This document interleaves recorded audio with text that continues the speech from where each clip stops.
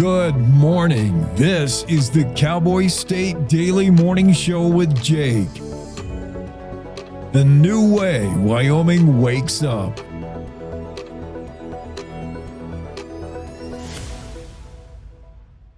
It's time to take a look at what's happening around Wyoming. From the Cowboy State Daily Newsroom, I'm Wendy Corr. A Crook County prosecutor this week filed 4 more charges against a Moorcroft man accused of touching little girls sexually during church services. This is after 2 more alleged victims have come forward. 64-year-old Charles Massey pleaded not guilty Thursday in Gillette to the total of 9 charges he now faces. That's according to Cowboy State Daily's Claire McFarland. The new charges stem from new allegations where the investigator basically found 2 more girls. He was hearing that other families were victimized, and he found these girls, and they couldn't get in for forensic interviews until June. And they're describing him allegedly touching the one, him allegedly kissing the other in a very non-platonic way. Massey originally faced up to 81 years in prison, but now could get up to 156 if convicted on all charges. While Wyoming has remained relatively quiet on the coal seam fire front so far this summer, the same can't be said for just across the border in Montana. There, temperatures are soaring past 100 degrees and vegetation is drying into tinder, creating the perfect environment for smoldering underground coal to become raging wildfires. Cowboy State Daily's David Madison reports the thermal imaging drone last month identified 107 new burning coal seams. A coal seam is a place where coal is literally popping up above the ground or just beneath the surface. The conditions haven't gotten to the point where in Wyoming, those smoldering coal seams, which can be at 3,000 degrees, like a steel forge, those have not ignited any wildfires yet. But they have over the 4th of July. In fact, on the 4th of July in Powder River County in Montana, they had a 5-acre fire break out. All those coal seam fires that are burning, it's like they're unattended campfires out there. There are dozens of underground seams of coal in northeast Wyoming which can smolder for years before something kicks them up to the surface. Wyoming rang its newly restored replica Liberty Bell and unveiled an amped-up tour of the restored state capitol on Thursday. It was all part of the kickoff to the nation's 250th anniversary next year and the 135th for Wyoming statehood. And Cowboy State Daily's Renee Jean was there. The Capitol, they did the restoration project a little while ago, but along with it, they have created this revamped, kind of souped up tour that really shows the history of Wyoming and the state capitol. And there are just all kinds of these cool Easter eggs on the tour. The other part of the story, Wendy, is today, for the first time in a long, long time, they rang Wyoming's Liberty Bell. And this was part of a kickoff for the nation's 250th anniversary. But it's also the birthday of Wyoming, 135th birthday for Wyoming. While the main thrust of the Capitol restoration was life and safety, as well as a better, more efficient space, the attention to historic details in the restoration could be a boon for tourism. I'll be back with more news right after this. Find expert vascular care right here in Wyoming. Wyoming Interventional and Vascular Associates, or WIVA, is a division of Casper Medical Imaging and is home to experienced subspecialized physicians and physician assistants who provide comprehensive services to treat vascular disease. From PAD and AAA to venous disease, WIVA offers tailored solutions to get you back to enjoying the things you love. Schedule a consultation with WIVA today at caspermedicalimaging.net/WIVA or by calling 307-577-1003. A Wyoming legislative committee voted Wednesday to have one of the governor's agencies scrutinize the legislative branch's staffers and researchers. But Cowboy State Daily's Claire McFarland reports not before state senators argued at length about whether that violates the separation of powers. The Management Audit Committee has this lawful authority to direct its staff to audit executive branch agencies. And Senator Darren Smith on Wednesday was like, we're going to flip this script and we're going to have the Department of Audit, which is under the executive branch, scrutinize our staffers, give our staffers a grade, right? How they're doing performance-wise. And Chris Rothfuss was like, whoa. That's an inversion of the law. And also I'm worried about separation of powers. Why does the governor get get to come and root around in the legislative branch and give us a grade on how we're doing. With some minor quirks addressing constitutional and statutory concerns, Smith's motion passed on a 9-2 vote, with the committee's only 2 Democratic members voting against it. And that's today's news. Get your free digital subscription to Wyoming's only statewide newspaper by clicking on the daily newsletter button at cowboystatedaily.com. I'm Wendy Core for Cowboy State Daily.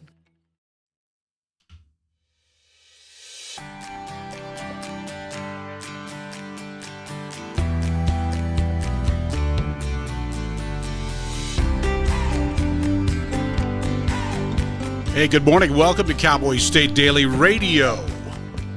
This Saturday edition with your buddy Bags. I'm going to pop right in here where Lee Larson is standing by. Morning, boss. Good morning, John. How are you? I'm doing good, sir. Where are you right now? I'm in Denver. Denver, Colorado. Sounds Right. familiar. Yeah. Hang on a second here. We do a little weather here in that little place up north of you. Sunny in Wyoming today, most of the state anyway. And mostly clear over the state tonight. Highs the upper 70s and 80s, and lows in the mid-40s. We do have a weather front headed our way, Lee. We're going to drop down significantly weather temperature-wise, and then we've got some moisture coming in Monday and Tuesday up here in Wyoming. Right now, Gillette, 45 degrees, and a high of 86 today. Cheyenne, cloudy, 55, high of 78. Casper, 49, high of 90. Chugwater, Chugh2O, Chugwater, go, go, go. Mostly cloudy, 57, with a high of 85 today. And you in Torrington, cloudy, 56 right now. Going to get up to a high of 88 today. And then I always mention Bags, Wyoming, Lee, for obvious reasons. Clear, 55 degrees with a high of 88. It's, what do we have? Sheridan, we have 44 degrees with a high of 90 today. In Sheridan, the last day of the Sheridan YO Rodeo. It's going to get raucous here in downtown Sheridan tonight. They block off Main Street, got live bands at multiple ends of Main Street, and yeah, we kick it up pretty good up here. So, good morning, Lee Larson. Oh, good morning. Let me do this intro. You might Okay. want to plug your ears first. Many of a J-Core, Clear Channel, iHeart, my partners in crime for many, many years, will get a kick out of today's show with Lee Larson, former GM and regional VP. What other title did you have when we were together and you were not retired? Oh, I, for a while, was a senior vice president of the Rocky Mountain region. Yep. So, yeah. Well, and the studios where we spent a lot of time are now called I call it the Radio Taj Mahal there in the Tech Center in Denver, the Lee Larson Studios. That should say a mouthful to folks about who you are and what you represent, not only to a bunch of us who worked for you for many years, but to media, the Denver Rocky Mountain region media. You're definitely an icon of sorts, to put it bluntly and right to your face here as we chat this morning. An incredible radio career, have had a huge impression on the industry and a lot of people. You might get a kick out of this. I remember someone we both know, and I'm not going to say her name because it's kind of funny. She said, right after you retired, you came back to visit us, and this person came back and was speaking to about 10 of us who were standing around just going, hey, Lee's back, Lee's here. And she says, don't you just want to just crawl up and sit in Lee's lap and suck on your thumb? If I said it would make sense who it was, because that's who you were to us, greatly admired by the people who worked for you. But first, before we get into all that and your management style, which I am a great admirer of as well, let's talk about you and where you came from. And I saw a picture, I'll pull it up here. And for those who are listening but not streaming, just keep in mind we are archiving every show. So if I reference a photograph that you can't see, and of course, Lee, you can't see it either, but I can't. Oh, okay. No, sorry. But anyway, you can go to the archive. So if I mention something you want to see who Lee is rubbing elbows with, go to the cowboystatedaily.com website, pull down radio, and virtually all our shows are archived, including this one.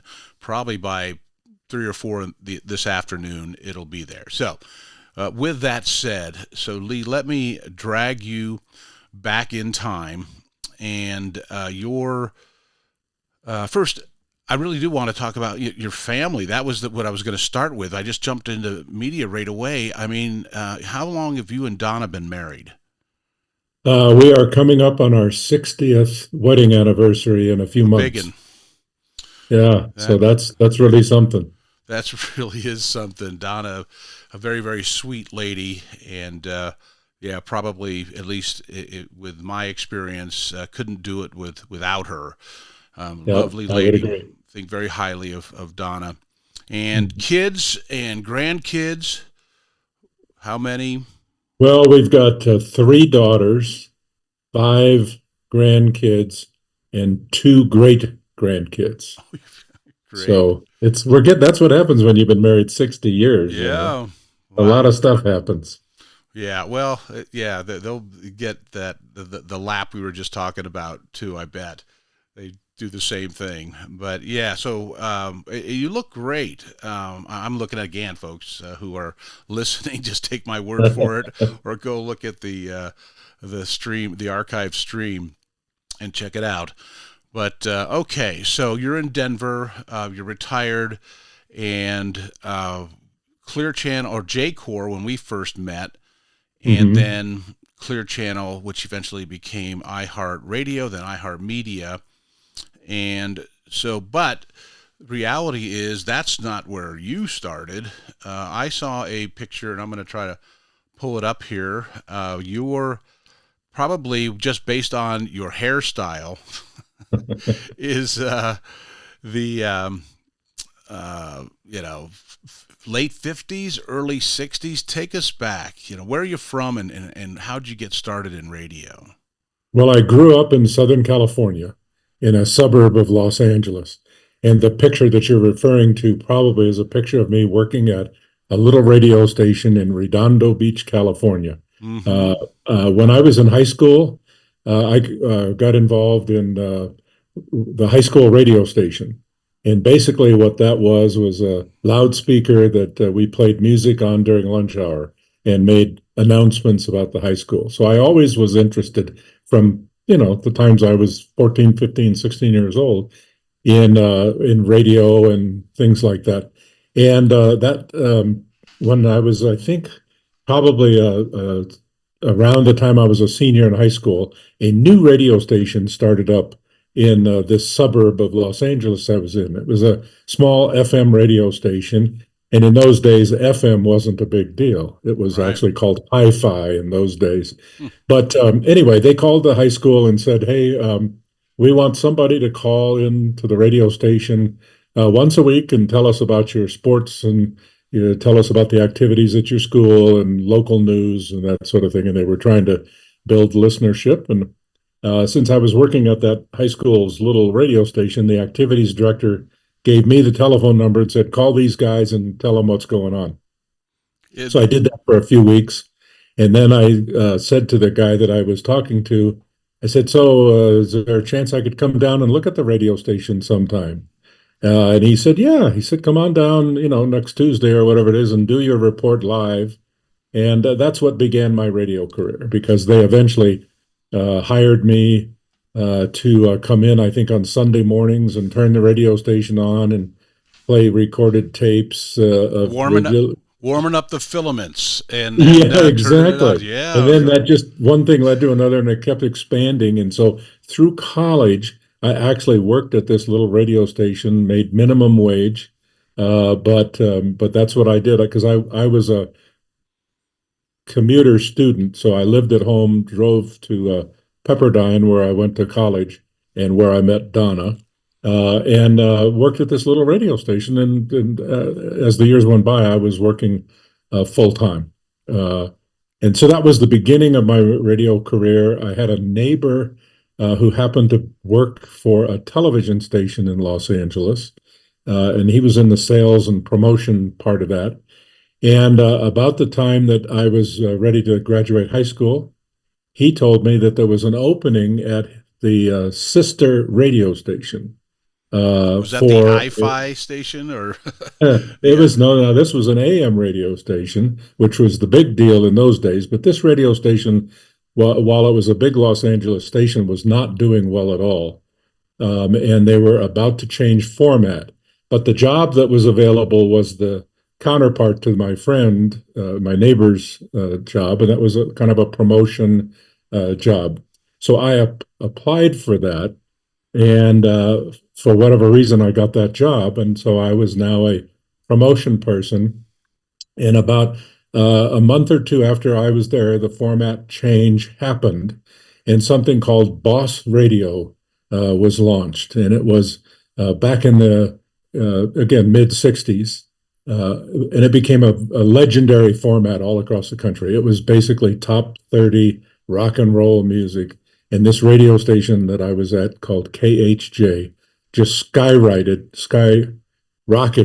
from nothing to the number one station in town. And there I was. Yeah. Well, it reminds me of, remember Lou from Littleton's, how he got into radio. He was a call-in guy like you, and he would call in. He traveled all over and went to every Major League Baseball park, and he would call in on the show. That's when I was producing the morning show, so I was bringing him up in the morning, and then he ended up, very similar to you, getting a full-time radio gig and actually getting into the radio business big time at some point. Tom Manoogian, we called Lou from Littleton at the time, but it sounded familiar. Let me give you a little more background on that. I actually had met Tom at a Denver Bears game, and Tom was working with his dad in a used car dealership, and he was just a very interesting young man, fun guy to talk to, and he was fascinated with radio, and I was there with one of our local personalities at that time. So then you fast forward a number of years later, and he went to work for the Colorado Rockies because he was an avid sports fan. You bet. So he was working for the Colorado Rockies, and this was in the very early days of the Rockies. Well, and I'm sorry to interrupt, but I really do want to hear, because I think it's fascinating how the Rockies ended up in Denver. So, but yeah, I just want to get back to that. We can talk about that too. You bet. But anyway, so Tom, as an employee, he's working as a salesperson for the Colorado Rockies, and he's calling into the radio and commenting about the Rockies, because I think perhaps, I can't remember for sure, but perhaps we were talking about the Rockies, good and bad and all that, and he would call in with all kinds of stuff, and I recognized his voice. He called in as Lou from Littleton, and I heard him on the radio, and I said, I know that guy. I know who that is. And so I called him and said, you can't do that. You can't call in as an employee of the Rockies and pretend to be a listener with no connection or whatever. So I said, but you sound really fun. You sound entertaining. And one thing led to another. I invited him to do a weekend show or something. Right. Well, somebody instructed me to bring him up and put him on occasions. It may have been you or Chris Olinger, or we'll get into some of those characters at that time. We're talking, for me, early mid-'90s when I was still in programming on the KOA side. But yeah, these characters that we could come up, Tom, Lou being one of them. But since we jumped ahead, I've lost control already. But let's just talk about that era when. So my involvement was, I was lucky enough to have produced, I think it was either the pregame or the postgame, the last Denver Nuggets game broadcast on KOA. It was either the pregame show or the postgame show. Hastings and Jerry Schimmel were the play-by-play in color, I think, if I recall. And then they weren't. And I'm talking about the Nuggets were no longer on KOA because we, talking about J-Core and 850 KOA, the blowtorch of the Rockies, the nifty 850, picked up the Rockies.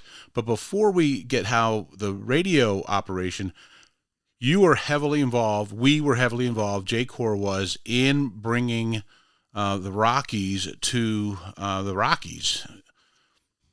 Right.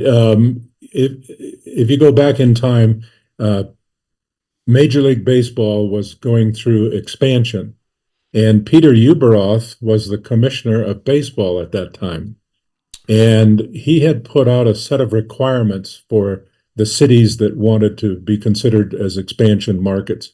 And one of those requirements was that the ownership be local and be multiple. Mm-hmm. In other words, what he didn't want was some one big rich person from maybe another city owning the team.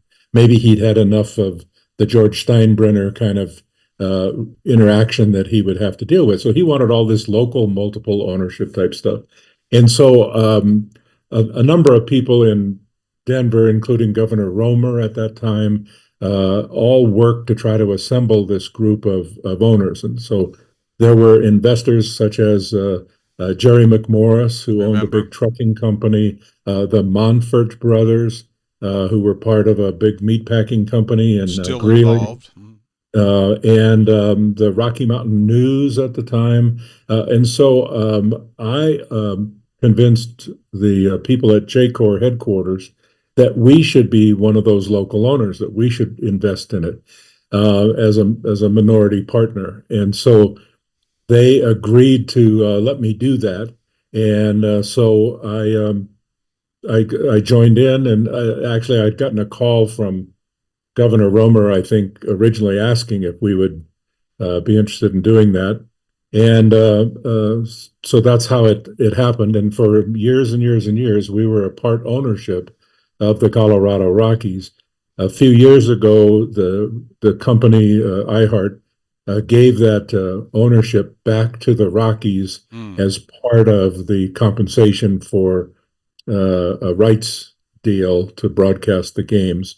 Because it wasn't anything that made them money or anything like that. So they're no longer an owner, part of the owner. But yeah, we were. So we kind of think like we helped bring baseball to Denver and the greater Rocky Mountain region. You bet. I do remember organizing with our FM station at the time, Lewis and Floorwax and G-Man, and putting a rally together while the ownership group was meeting up on some high floor on 17th Street, and I've guesstimates between 6,000 and 8,000 people showed up there on 17th Street, blocked traffic, and were chanting, "We want baseball." That would have been 1990 or 91, because in 93 we got them. All right, Lee, we made it to our first break here. 6:22. You're listening to Cowboy State Daily Radio with John Baggett, a.k.a. your buddy Bags, and Lee Larson, retired but legendary manager, leader of J-Corps, Clear Channel, iHeartMedia, 850 KOA, and multiple other stations in Denver. We're going to come back. And Lee, when we get back, I'm going to want to talk about Broncos, Buffs, and the other things that 850 KOA is the hub network station in Denver. When we get back here on Cowboy State Daily Radio. Wyoming is a big state. There's so much ground to cover, so many stories to tell. But the Cowboy State Daily News team is up to the challenge. I'm Wendy Core, host of Cowboy State Daily Video News. Whether it's politics in Cheyenne, energy issues in the Powder River Basin, or grizzlies in Yellowstone, our talented crew of experienced journalists are out there finding and telling the stories that matter. What's the best restaurant in DuBois? Renee Jean checks it out. What's the most recent Supreme Court decision mean to our everyday lives? Claire McFarland explains. How is the upcoming elk hunting season shaping up? Mark Hines lets us know. Every day, I talk to the reporters who are covering the topics, issues, and people that are important to Wyomingites, and in our daily newscast, I bring you those stories. Tune into the Cowboy State Daily Video Newscast every morning, only on cowboystatedaily.com. This is the Cowboy State Daily Radio Network. Gracie and Pedro might not get along so well. They're standing on my tail. But there's one thing they agree on. There's a right seat for everyone. Oh, that's the good stuff. Whether you're a dog, Hold on, Pooch. a cat, a fish, or a rat. And I'm a ferret.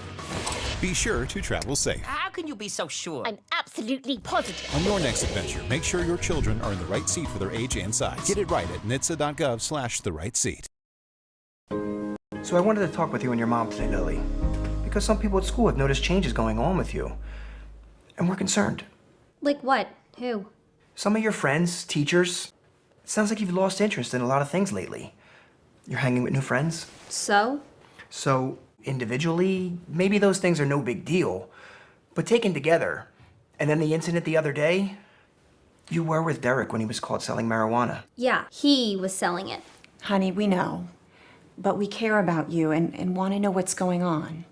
That's right. We just want to understand better and see how we might help.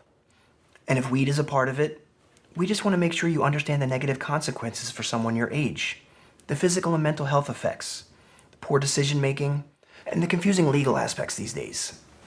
So what do you say? Can we talk? For more information about talking with your kids about underage use of alcohol and other drugs, visit underagedrinking.samhsa.gov.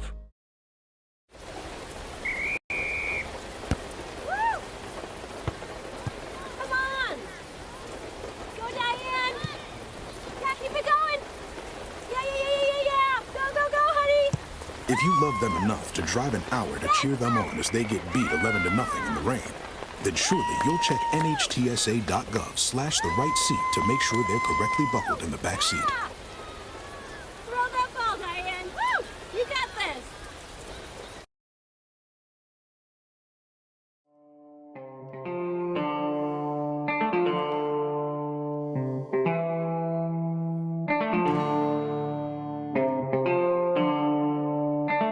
Very ominous sounding cowboy music here for you. It is rodeo week here in Sheridan, Wyoming.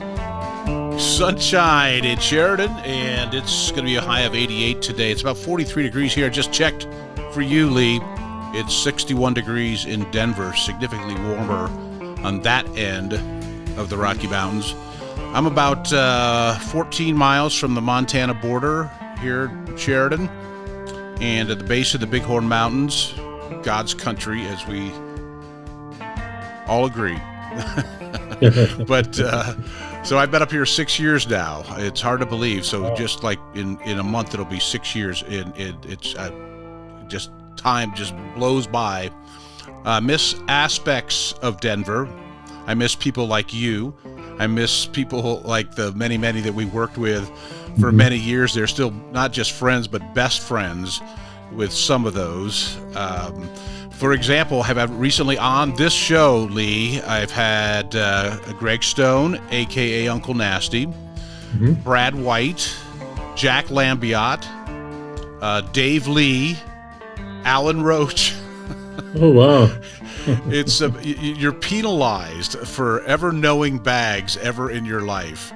And when I asked you to be on the show, I knew it was early. It's early to bed, early to rise is how I am. I still, based on my experience as the morning show producer at 850 KOA, the show started at 5. Lee, my boys, when they were little boys would tuck me in at 7:30 at night. And I remember getting up at about 3:30 and being on the road and checking in with, oh God, I don't want to forget his name, our overnight guy for many, many years, passed away from ALS. Rick? Rick Barber, thank you. My first thing I would do when I got to work is I'd go in and sit down with him and listen to like the last 45 minutes of his show. And in the breaks, he would tell me what blew up overnight and what would be a good topic or lead story for the 850 KOA Colorado's Morning News that I was a part of for a while. But I was in management. I'm not used to getting up this early. Oh, wait, no, I saw pictures. You've been there, done that. But anyway, thanks for getting up early once again. Yeah. Lee Larson, as you would have instructed me, Bags, you've got to reset. Remember? Right. So I'm resetting. Lee Larson, former GM, VP, and other titles with J-Core, Clear Channel, iHeartMedia. The studios in Denver, the Radio Taj Mahal of iHeartMedia, are called Lee Larson Studios. I think that says it all as far as the esteem that you are held in this industry, Lee. Well, I think they've remodeled and taken the name down now, Bags. So you gotta come visit. They have nice new modern studios. I got to see them the other day, and I asked them to save the name so I could put it up in my garage. Like I said, it's been 6 years since I visited. Well, I've been gone 15 years, so there's not many people left that even know who I am. So right. I think the name needed to change. I like to keep things truthful on my show, Lee. So there's a lot of people that do, and I got some feedback when the word got out that I was inviting you on the show. And quite honestly, I told some of them, I said, man, I'm a little nervous. I mean, it's the boss. We used to refer to you, maybe behind your back, as and Kenny Marks. There's another character in the business. He was the one, I think, who coined the phrase, the man. That we didn't even say your name. We said, where are you going? I got to go see the man. And I got a note from the man. I want to get into some of your management style, but we're like zigzagging right through the sports thing, because 850 KOA is the blowtorch of the Rockies, and it is also the hub and the network home of the Broncos and University of Colorado. So, I still think that Denver and most of Colorado is a football town. So we were talking about the Rockies coming, but the Broncos had always been there. And would you agree that Denver is still a Broncos town, and that 850 KOA being the Broncos station really is what kind of kept us afloat during some hard times? I would agree. And first, just a quick aside, the blowtorch of the Rockies is a term that Lou from Littleton created. That wasn't one that we thought of in our own promotion efforts. It was something that Tom Manuga and Lou from Littleton came up with. I hope he's listening. I agree with you. When I came to KOA in Denver, which was in 1983, the town had both the Nuggets and the Broncos. We had no hockey, no baseball, as far as the four major sports. Today, still, I would say that the Broncos are the number one sport in Colorado, in the Rocky Mountain region, actually. And we're blessed with all four major sports in this region now. Which is a testament to the fans, that we have great sports fans throughout the Rocky Mountain region. But yes, you're right. So in our programming, we always looked Broncos first, and then the Nuggets. Then we had to figure out, when baseball came, how to fit that in, because the Nuggets play, I think, like 81 games a year or something like that now. And baseball plays twice that many. And in those days, the Broncos only played 16 regular season games. Now they're up to 18. The lineup, when I first got there, Dick Martin, Bob Martin. Bob Martin, excuse me, and wasn't very long after I got there in '89 that he retired, and it became Zim and Dave Logan, and they've, of course, it's Rick Lewis now teamed up with Dave, and a lot of us. I mean, we have Colorado likely has the most network stations, but in second place is Wyoming. And there's been some recent controversy because of Josh Allen. Is Wyoming still a Broncos town? Is this Broncos country up here? I say it is. I think we are Josh Allen fans, and then more or less adopting the Bills because he plays for them. But we claim him as our own, just so you know, up here. Yeah. Well, I think he should. And isn't it a shame that he's not the quarterback of the Broncos, because that would have been the perfect match? You're the guy I would love to talk to about that, because I was at a game where John Elway was on the sideline when Josh was playing, and we were all like high-fiving. Oh, yeah, we got the number 4 pick. We knew. So we were high-fiving, knowing that it probably was a good time for the Broncos to pick up a quarterback. They didn't think so. But I did see something recently where somebody asked John Elway what the biggest mistake he's ever made as the general manager as far as personnel. And he said not taking Josh Allen with the number 4 pick. I hadn't heard that. I saw that somewhere. Better find it now. But anyway, the relationship with the Broncos, what was that like? I mean, because this is, a powerhouse organization and dealing with the family, the ownership, etc. And that was your job. Well, yeah, it was. It's always been a great relationship. I obviously don't know what it's like today under the new ownership because I'm not involved. But when I came to KOA, the team was actually in process of being transferred from Edgar Kaiser to Pat Bowlen, and none of us had ever heard of Pat Bowlen.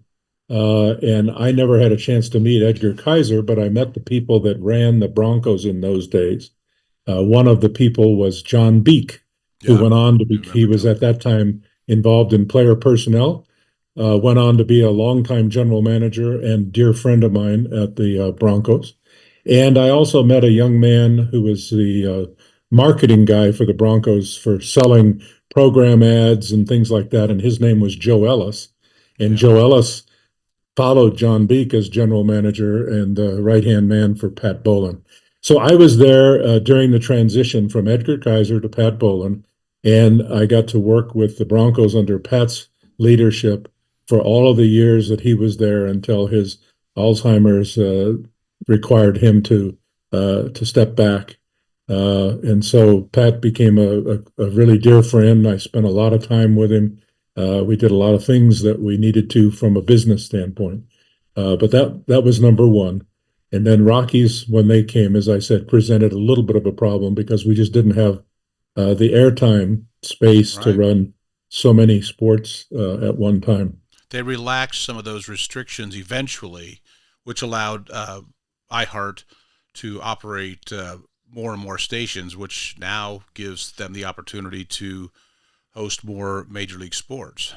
Yeah, and at the time we that the Rockies came, we owned KHOW as well, or maybe it was AM 762. But anyway, the deal was the Nuggets were on a bit of a roll. They were starting to do really well, just as the Rockies were coming, and we made the decision that if there was a conflict between a sports that let's say it's a Sunday, the first game that we would carry would be the Broncos.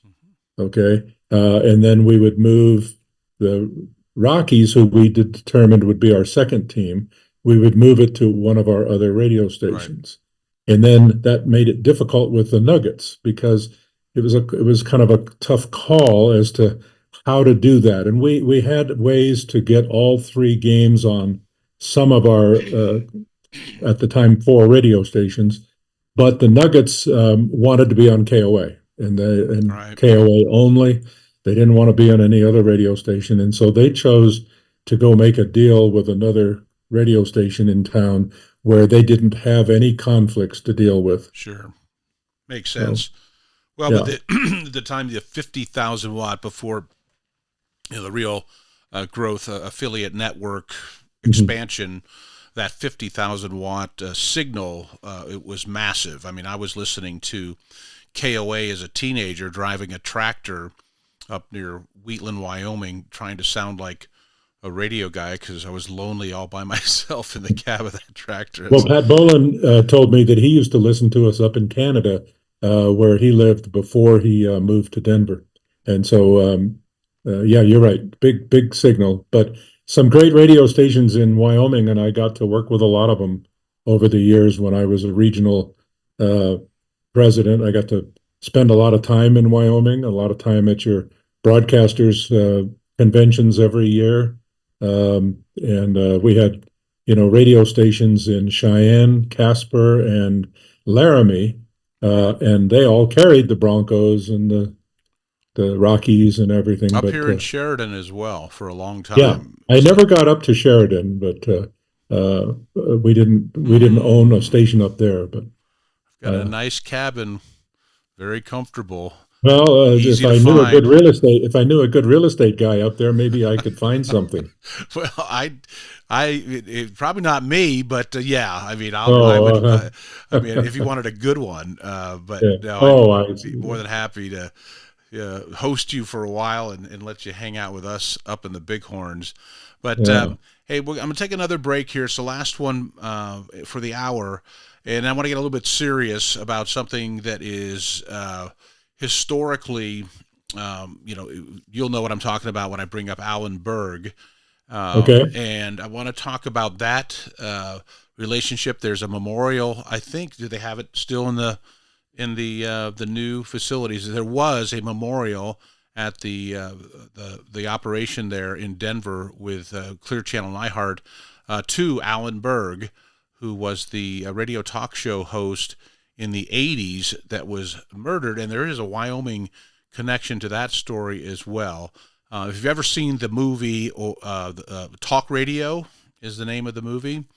It is about roughly Alan Berg and what happened to him. So we'll do that when we get back. It's 6:41. I'm John Baggett, also known as Bags. It's Cowboy State Daily Radio on a Saturday. We'll be back with Lee Larson. Stay tuned. Want to stay in touch with what's happening around Wyoming? I'm Wendy Core, host of the Cowboy State Daily video newscast. From Mountain View to Upton, from Jackson to Cheyenne, our reporters are out there finding and telling the stories that matter. Every day, I talk to the talented journalists who are covering the topics, issues, and people that are important to Wyomingites. And in our daily newscast, I bring you their stories. Tune in to Cowboy State Daily video news every morning, only on cowboystatedaily.com. Wyoming is a big state. There are so many stories to tell, and here at Cowboy State Daily, we pride ourselves in bringing those stories to you every day. I'm Riley Strand, videographer and production assistant for Cowboy State Daily Video News. Every day, host Wendy Core and I talk to the experienced journalists who are covering the topics, issues, and people that are important to Wyomingites. And in our daily newscast, we bring you their stories. Tune in to Cowboy State Daily Video News every morning, only on cowboystatedaily.com. You're listening to the Cowboy State Daily Radio Network. In today's digital world, it's hard to know who to trust. Your local TV and radio stations bring you the facts. Misinformation and deep fakes flood social media, but broadcasters deliver verified and accurate news. For news, emergency updates, sports, and entertainment, turn to your local stations. Text TV to 52886 and urge Congress to support the vital local journalism broadcasters provide. Emma, did you hear? Todd's in the hospital. Who's Todd? He got a collapsed lung from vaping. He thought it was cool. Not cool. Promise you won't vape, Emma. It can lead to a lifelong addiction, and we can't be friends if your lungs collapse. bogus. Wacky sitcom teens aren't the best people to talk to your kid about vaping. Hey, you got a minute? You are. Start the conversation with your child about vaping today.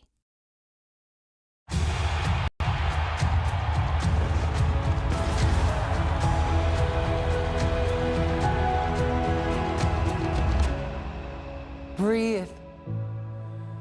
Love what you do and you've already won, my parents used to say. My parents whose smiles were my first finish line, who championed respect, whose resilience built mine.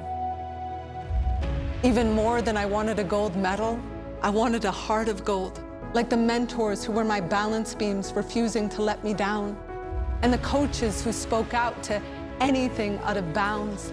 Heroes who never stood on podiums, but stood up for me. Every shot I made, give the assist to those who since my youth were referees, ready to blow the whistle and end abuse.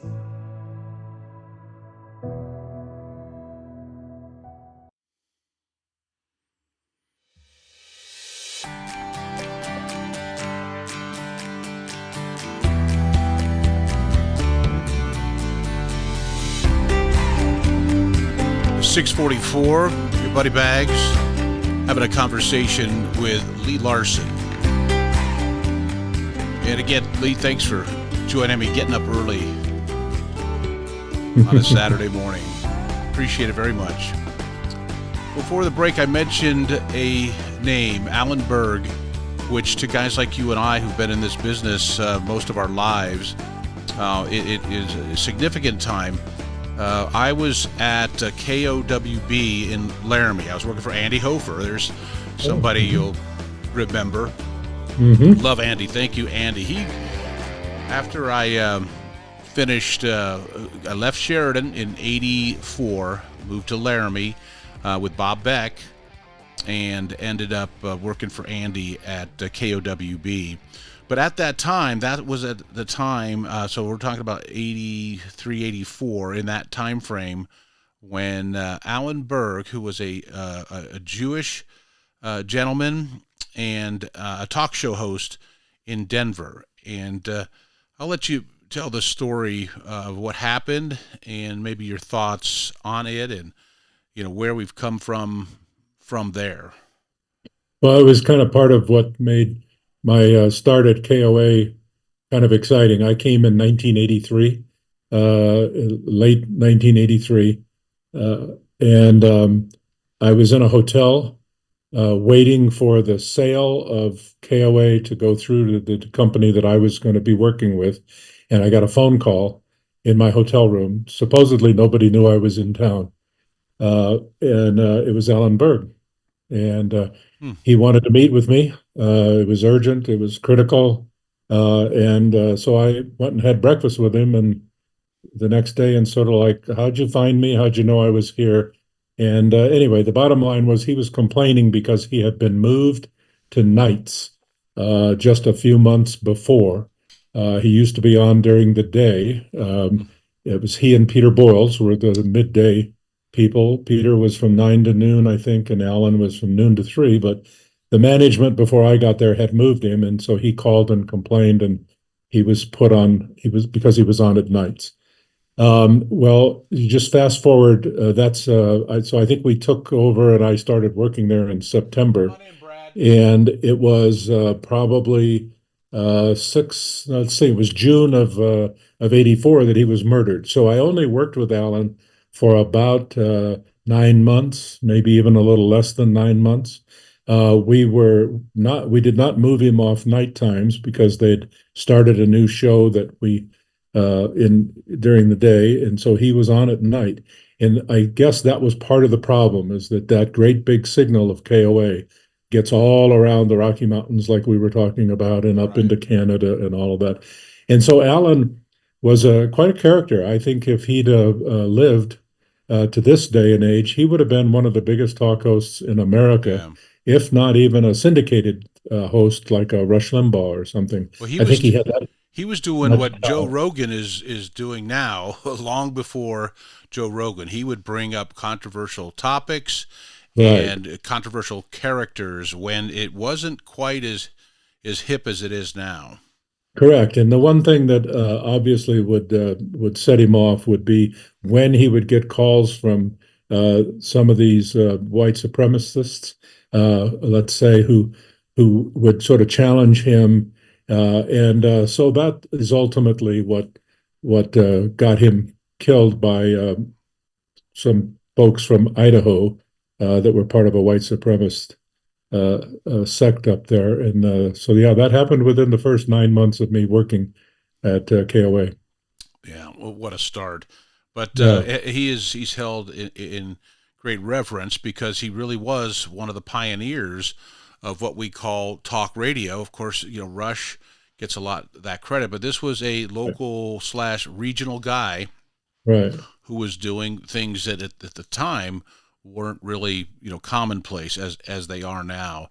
And so I don't think anybody that followed after that ever took that for granted. And, Right. do you think today we need to be reminded sometime with some of the volatility that we hear and see and read in media? What's your thoughts on media today? Well, that's a big question, covers a lot of territory, but I think perhaps back in the era that we're talking about in the 80s and so forth, it wasn't as common as it is today to have all these different viewpoints and all of the levels of emotion. So now, whether, I mean, in the 80s, cable television didn't exist like it does now. So I think what happened to Alan might not happen as easily today. There certainly is a lot of hostility and a lot of anger on both sides of any issue and all that, but we're so used to having so many places that we can tune to listen, that if you hear something that you don't like, there's someplace else you can go where you do like. So there's so many voices in media today. I think that's helpful. Well, some of the photos I've seen with you, we're going to talk about maybe a little bit of rubbing elbows. Okay. Pretty impressed with what I've seen. One of them was funny. I saw a picture and I thought it was Zig Ziglar. It was Paul Harvey, and that just goes to show you how, Paul Harvey, radio, right? And then I see a picture of the guy. If you would have sent a recording of his voice, you'd recognize it right away immediately. Yeah. So maybe mention some of the characters and celebrities. Because of your position with 850 KOA and media, some of the folks that you've met that you've been impressed by. Well, let me tell you just a funny story about celebrities. When I was in California and worked at that KHJ, and I think I worked over the years at about 4 or 5 different radio stations in Los Angeles, and so I met a lot of entertainers and a lot of personalities and so forth. And when I was at KHJ, we were right on the corner of the entrance to the Paramount Studios. And so the restaurant right next door to us, there would be celebrities in there every day at lunchtime on their break from filming TV or movies or stuff like that. And so it kind of became something that was just a regular occurrence. But and so, yes, I got to know some people over the years better than others. But the funny story I wanted to tell you about is I was being recruited by a guy to come to work for a radio station. And he was starting a little radio station, and he was a concert promoter by trade. And he took me and another guy out to dinner one night to a fancy restaurant in Beverly Hills. I think it was called Chasen's or something like that. And we walk into the restaurant, and in the lobby waiting, we walk in to check in and get our table, I guess. And waiting for a table is a guy named Ed Sullivan. And, he was legendary in the day, big TV host. He was the guy that had the Beatles for the first time ever. And so this concert promoter guy that was trying to hire me to work for him. He had a really big show. Yeah, you got that good. Right. You got that down, Dad. I'm that old. this guy walked up to Ed Sullivan and stuck his hand out and said, "Hi, Ed, how you doing? Hey, listen, I want you to meet a friend of mine, actually a couple friends of mine," and he introduces me to Ed Sullivan. This is my good friend Lee Larson, Ed, and this is my other friend Gary Price, and all that. And I'm just like knocked out because at the time I might have been 28 years old, and I just met Ed Sullivan and was introduced to him like a dear friend.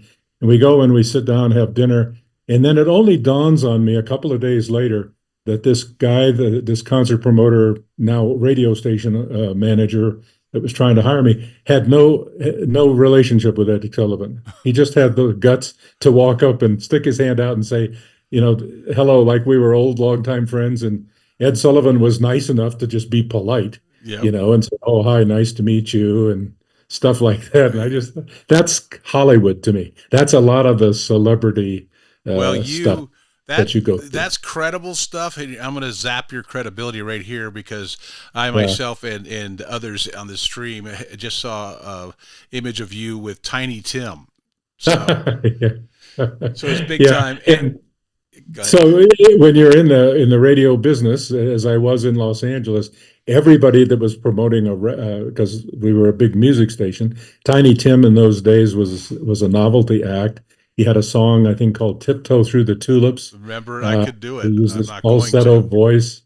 And so he was on all the TV shows nationally and all that. So he came by to promote his record, and we all got to go out and take a picture with him. I never really knew him other than to have a picture taken with him. And so there was a lot of that. And our KHJ had this TV sister station, so there were also celebrities in and out of that television station all the time.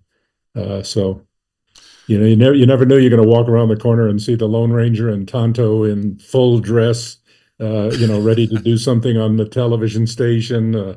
I went to lunch once at a restaurant in Beverly Hills, and Roy Rogers and Dale Evans walked in their full regalia, all this bright colored Western stuff, but they were on some kind of a break from whatever they were doing, and that was just part of life. My one addition to that is the one time junket that whatever it was, event was in L.A., and myself and Kenny Marks was my roommate on this trip, so it was already going to be a good time. But on that trip, I got to meet Casey Kasem. Yeah. So you know which event I'm talking about. I couldn't tell you the year, but it was an iHeart Media event, and he was there. And I remember standing in line or standing around him just so I could hear him speak, because he was about 5'2" at best, with that voice, and it just boggled the mind. Like when you meet Alan Roach and you hear that voice, but it's coming out of that body. I mean, he's what, 6'4", 230. I mean, it fits.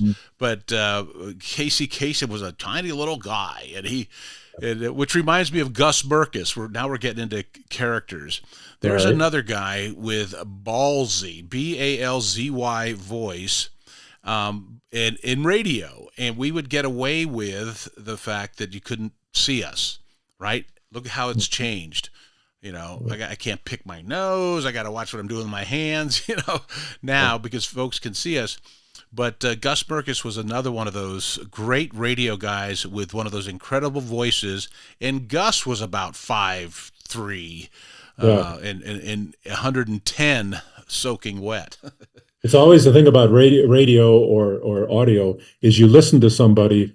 Even today, you listen to a podcast or something and trying to connect. What does that person look like? And they never look like what you think. Yeah, at least that's my experience.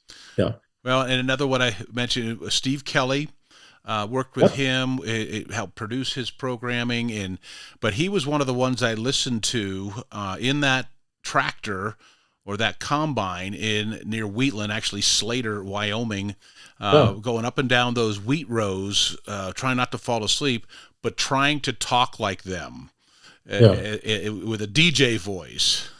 Well, and another one that we could mention is your own local Wyoming guy up there, Bob Price. Oh, Bob. Bob Price, who's a longtime morning voice at We K2. talk about you. Bob and I have had multiple conversations about you, Lee. Well, Bob's got the biggest voice you can imagine and really knows how to use it. And Bob isn't very big either. But boy, what a legend he is up in Wyoming and still is today. I mean, he's still doing commercials and things like that. So yeah, he's quite a character. Yeah, I'm almost out of time. I knew this would go Okay. quickly. So before we go, I wanted to give you the opportunity if you wanted to do a shout out to anyone, or if there's something you're involved in that you wanted to promote, or just, just hear from me, the admiration that we have for you and the appreciation for all that you've done for us. Anybody you want to mention before I chase you out the Zoom room here? Well, you know what? I think that's a slippery slope to start mentioning people, Yeah. but I would just say that I thank the Lord that I had such a great career in radio. I spent 50 years in the business. So in a sense, I felt like at times I never had a real job. Yeah, I'm not saying it was easy, but it was exciting and it was fun. And I worked with so many great people that's the list that if I start on that, I could never stop. Of all the people that I worked with in California and also in the Rocky Mountains, and particularly at KOA and in Lee, I Denver. appreciate it so much, and I just admire you greatly and appreciate you doing this. Thank you, sir, and you just have a great and wonderful weekend. And we'll be back again with a great guest, Brad Walden. He's with the Veterans Advocate for Wyoming West Warriors Foundation. He's going to be my guest in studio here on Cowboy State Daily Radio with your buddy Bags. Stay tuned. It's time to take a look at what's happening around Wyoming. From the Cowboy State Daily Newsroom, I'm Wendy Kaur. A Crook County prosecutor this week filed 4 more charges against a Moorcroft man accused of touching little girls sexually during church services. This is after 2 more alleged victims have come forward. 64-year-old Charles Massey pleaded not guilty Thursday in Gillette to the total of 9 charges he now faces. That's according to Cowboy State Daily's Claire McFarland. The new charges stem from new allegations where the investigator basically found 2 more girls. He was hearing that other families were victimized, and he found these girls, and they couldn't get in for forensic interviews until June. And they're describing him allegedly touching the one, him allegedly kissing the other in a very non-platonic way. Massey originally faced up to 81 years in prison, but now could get up to 156 if convicted on all charges. While Wyoming has remained relatively quiet on the coal seam fire front so far this summer, the same can't be said for just across the border in Montana.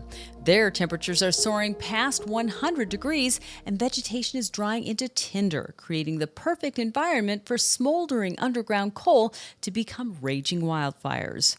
Cowboy State Daily's David Madison reports the thermal imaging drone last month identified 107 new burning coal seams. A coal seam is a place where coal is literally popping up above the ground or just beneath the surface. The conditions haven't gotten to the point where in Wyoming, those smoldering coal seams, which can be at 3,000 degrees, like a steel forge, those have not ignited any wildfires yet. But they have over the 4th of July. In fact, on the 4th of July in Powder River County in Montana, they had a 5-acre fire break out. All those coal seam fires that are burning, it's like they're unattended campfires out there. There are dozens of underground seams of coal in northeast Wyoming which can smolder for years before something kicks them up to the surface.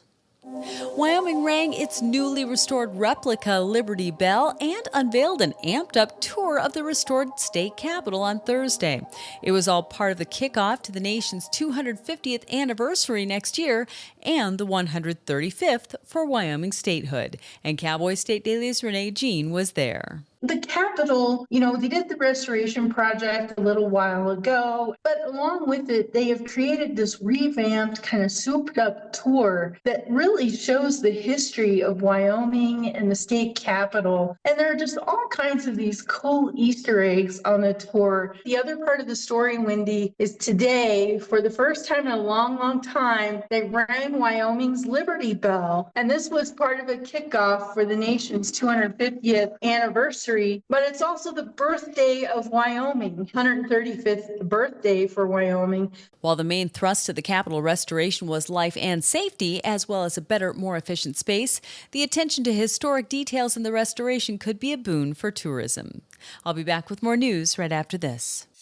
Find expert vascular care right here in Wyoming. Wyoming Interventional and Vascular Associates, or WIVA, is a division of Casper Medical Imaging and is home to experienced subspecialized physicians and physician assistants who provide comprehensive services to treat vascular disease. From PAD and AAA to venous disease, WIVA offers tailored solutions to get you back to enjoying the things you love. Schedule a consultation with WIVA today at caspermedicalimaging.net/WIVA or by calling 307-577-1003. A Wyoming legislative committee voted Wednesday to have one of the governor's agencies scrutinize the legislative branch's staffers and researchers. But Cowboy State Daily's Claire McFarland reports not before state senators argued at length about whether that violates the separation of powers. The Management Audit Committee has this lawful authority to direct its staff to audit executive branch agencies. And Senator Darren Smith on Wednesday was like, we're going to flip this script and we're going to have the Department of Audit, which is under the executive branch, scrutinize our staffers, give our staffers a grade, right? How they're doing performance-wise. And Chris Rothfuss was like, whoa, that's an inversion of the law. And also I'm worried about separation of powers. Why does the governor get to come and root around in the legislative branch and give us a grade on how we're doing? With some minor quirks addressing constitutional and statutory concerns, Smith's motion passed on a 9-2 vote, with the committee's only 2 Democratic members voting against it. And that's today's news. Get your free digital subscription to Wyoming's only statewide newspaper by clicking on the daily newsletter button at cowboystatedaily.com. I'm Wendy Core for Cowboy State Daily.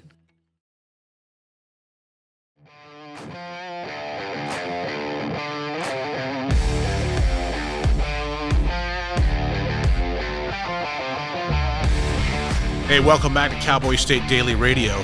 It's 7:05. We're up here in Sheridan, Wyoming.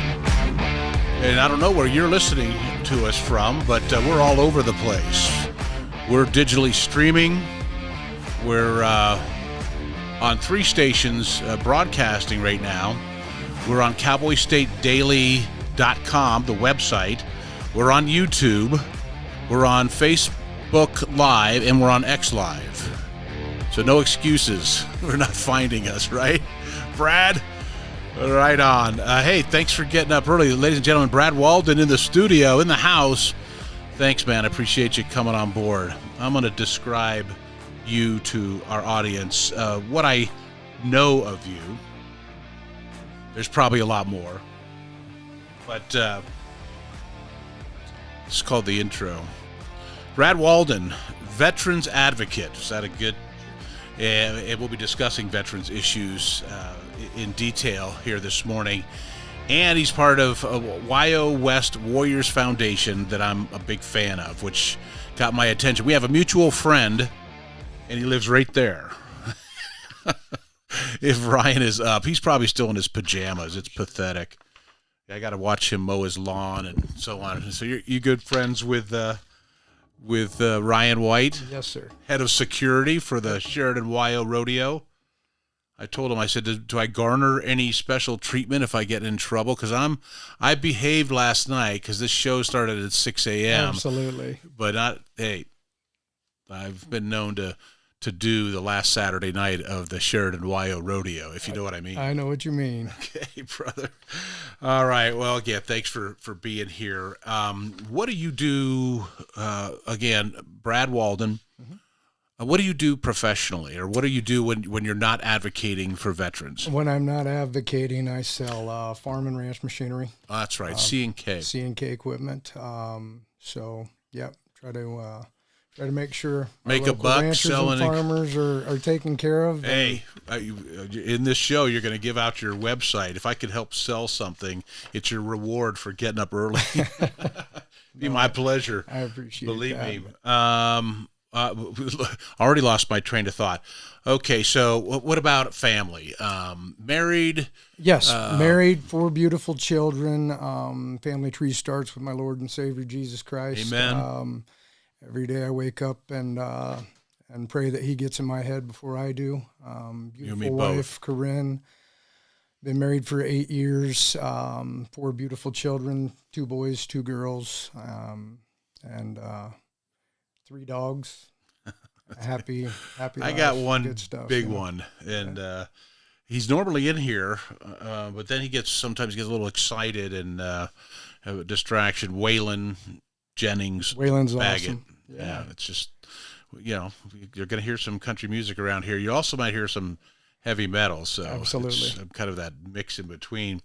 But anyway, got a chat with Ryan White, and he knows that I have a son serving right now, and we discussed the fact that I have family that are veterans. I did not serve, but let me just say it sticks in my craw when I see or perceive that veterans are not treated right or fairly or equally in some cases. When I see folks doing things for people from other countries, not that I don't want to be empathetic and sympathetic to them as well, but my heart is with people who serve. I see how hard it was. My son Joseph's 8, coming on 9 years in. He's a captain now and a commander, and he worked his rear end off to get where he is, and he has been sent to some pretty bizarre locations on this planet that scare his mother and I pretty good. So when he decides he's done, or if something happens to him, God forbid, that I want him to be treated with the respect that he deserves. Okay, so there's where, and I don't do a political show. I really don't. Sure. But I don't have any patience when we are not treating and going out of our way to treat our veterans with the respect they deserve. So with that being said, without getting weepy, sure. Tell me how you got involved with veterans in any way, shape, or form. What drew you in? My father was a Vietnam vet, and so I kind of got the backstory on that. Saw how he was treated, heard how he was treated. Otherwise. And so as a young man, I believe I was 8 or 9 years old, I remember going out into the shop. He had his reloading room in the back, and in the front was a woodworking shop, had a big pot stove out there, and I opened the door and I snuck in there, and I saw a man burning a bunch of photos. And it took me a long time to realize that he had buried himself into a bottle and was burning photos from Vietnam, so on and so forth, to get rid of those memories and stuff. Didn't have those support groups. Yeah. So they didn't really have that type of support. They were basically just kind of dealt, hey, here's a hand, deal with it, until the PTSD discussion came about there in the later 80s and 90s, and it kind of took off from there. And so for me personally, I didn't serve either, but I've dedicated my life now to serve those men and women who have served us in this great nation. Kind of started looking at different associations, and not to put them on blast, but I will put that former CEO on blast. With the Wounded Warrior Project, where the CEO was taking about 1.1 million home himself. Yeah. And so didn't see that right. Kent Sherwood had watched Dana Bowman jump into the Red Lodge, big motorcycle rally rodeo up there. And he was inspired, got to visit with Dana. And then Kent came to me and said, hey, the way we're going to know where our money goes, make sure it all goes to the veterans and first responders, Gold Star families, is if we do our own thing. And so he started and brought myself, Colonel Maury, Ryan King, Dr. Alan Smith, all on board to create what is now the Wild West Warrior Foundation. Well, it's for me, it's it's heartwarming, and it helps relieve some of my anxiety about veterans issues, knowing that there's that many people who want to team up to do good and do good by our veterans. So one of the questions, and pardon me that it's in some cases it's obvious. What are some of the conditions and the issues that you see, and you run, it probably runs the gambit, but the most serious issues that you see when you're meeting these veterans and decide that they need some help from you? Probably the invisible wound. So many of these foundations want a missing arm, want a missing leg, so on and so forth. And so many of these wounds, and generally the deepest wounds, are the ones that you don't see. And you let that community kind of vet itself. So you bring a group of guys in, you have a group of ambassadors that are veterans, that are LEO, that are first responders, that are Gold Star families, and they kind of vet themselves. And so you rely on them to give you 2 names next year, and that's grown it to like 30 to 40 new coming in every year. WEST is an acronym that stands for Warriors Empowered Standing Together.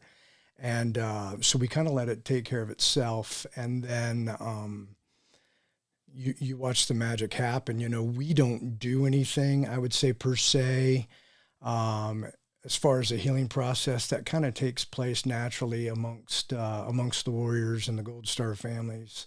And they get things figured out amongst themselves, and they form a tribe, and they have a network, a reach out. They start having coffee together, so on and so forth.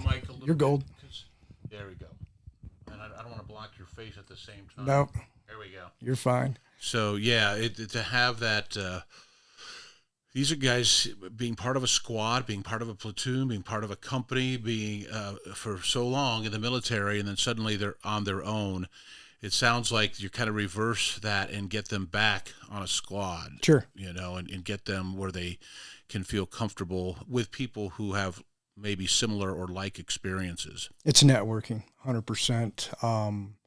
And there's a magical aspect to it too. Generally, if you've got 4 guys that deployed together, and these 4 guys over here that deploy, and these guys could be Air Force and Marines and Navy, Army guys over here, and then they all kind of start to mesh. It's the dog, the butt sniffing thing on Thursday night at the meet and greet, and you're kind of figuring out who each other are. And by Friday afternoon and Saturday morning, they just mesh. And awesome. And so many of them stay in contact, and it's friendships for a lifetime. Bringing that camaraderie back. It's a beautiful thing to see. There's and I'm thinking of folks specifically that I know. There's a survivor's guilt aspect.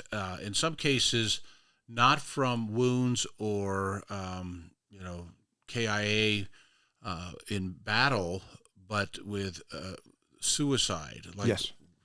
Some guys come home, some are okay, some get on with their life, some have those hidden things, and then some end up taking their own life. And then the friends of, and the former, platoon member, the teammate, they have to survive that, and that presses on them. And I've seen that firsthand from, people that I care about.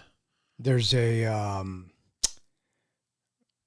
and it just came to fruition, probably I would say in the last 10 years that is really being discussed, looked into, talked about, but there's that moral injury aspect versus the CTE, the TBI, so on and so forth. And you have to separate that heart from that brain. And a moral injury is way different to deal with than say like a TBI or TBI. What's going on, traumatic brain injury. Okay, and there's a concussion TBI and there's impactual TBIs, and there's differences in those as well. But the moral injury is tough. In fact, right now, the firefighter community actually exceeds that of the veteran community when it comes to the losses a day to suicide. And I've got friends that have done both and have deployed to some of the nastiest places on planet Earth and have come home. I've got one guy that spent 12 years in the teams and 11 years as a fireman, and he said the stuff that he deals with upstairs was way more horrific. He knew what he was getting into in that war zone and knew what to kind of anticipate after second deployment. But when you get that call to go out as an EMT, as a first responder, you have no idea what you're going to come upon. And that surprise factor and some of those things are so hard to erase. But once again, that networking, and it can be tough to get those guys to take that step. But you used the term moral injury a couple of times. I've heard that reference before, and I have a preconceived notion of what that is. Would you mind defining that a little bit further? It can go a few ways. I can get dark on the subject. Basically, it is God's not going to forgive me for this. Oh. And that's where you see the birth of the sometimes the killer. These guys cut ears, they cut fingers off their trophies. They go full gamut because they don't feel that they can ever. They feel like they've been morally corrupted. Okay. And so they go full send a lot of times. A lot of times it is an absolute broken heart, almost in their mind, past the point of repair. Right here, Kevin Costler's with the VOA, and they address it big time. And there's some foundations out there like ORW, Operation Restored Warrior. In fact, that was we're going to do a spot break here, and that's my next topic, some of the resources out there, bringing up some of this dark stuff and so on. It's just a natural progression. Now what? And who's available and how do we get them help? And I would just say I have here, if anybody wants to, let me bring this up here real quick. So if you have questions, concerns, or if you want to get in contact with Brad, text me text me. Don't call me. We're going to chat through the hour. 307-278-9598. 307-278-9598. If you have a question for him, for Brad Walden, or me, or if you want to get somebody some help. And is there a website? I'm going to do this at every break, a contact for somebody to reach out to you directly if they prefer. They're welcome to email me, brad@cksales.net, wyowestwarriors.com. wyowestwarriors.com. So WYO West Veterans, Warriors. You say it. wyowestwarriors.com. You can go to Google and type in Wyo West Warrior Foundation, find the website and any of that. I'm not a hard person to get a hold of or find. Good. Okay. Well, let's do this break, and when we come back, let's talk about some of those resources. Absolutely. Brad Walden's with me. Good morning, and thanks for tuning in to Cowboy State Daily Radio with your buddy Bags. We'll be back after these messages. From Yellowstone to Devil's Tower, the Bighorn Mountains to the Teton Range, Cheyenne to Sheridan, Rawlins to Ralston, Cowboy State Daily Morning Show covers the state like no other radio show or podcast. We love Lovell. We're eager to share the stories of Story, We'll Crow About Crowheart, and Yodel Over Yoder. Whether you make your home in Sweetwater, Chugwater, Powder River, or Green River, the Cowboy State Daily Morning Show will make you feel right at home. Jeffrey City, Atlantic City, we see you. Little America, Big Pine Alrighty, you're on our radar. Howdy, Wapiti, Meeteetse, Shoshone, Ten Sleep, good morning, welcome, Torrington, Riverton, Wheatland, Lusk, Lingle, Lander, Timber, Casey, Kerwin, Moorcroft, Mountain View, Moose, Fort Bridger, Fort Laramie, Fort Washington, Hannah, Hudson, Hewlett, Dayton, Daniel, and DuBois. We are east of Weston, west of Midwest, north of Newcastle, and south of Sundance. Border to border, we love Wyoming and every one of its communities, bar none. This is the Cowboy State Daily Radio Network.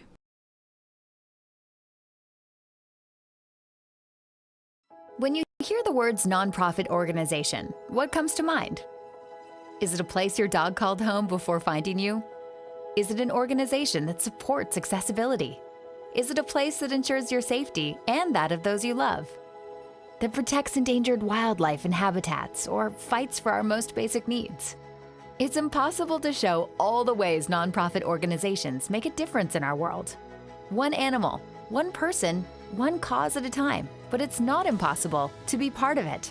When you give what you have to a nonprofit organization that needs what you can give, you help promote, protect, and strengthen the reach of these incredible organizations. The Nonprofit Alliance is here, helping connect people like you to the nonprofits that enrich your life, your community, and the world we share. Reach out to a nonprofit organization that inspires you today to find how you can help make the world a better place.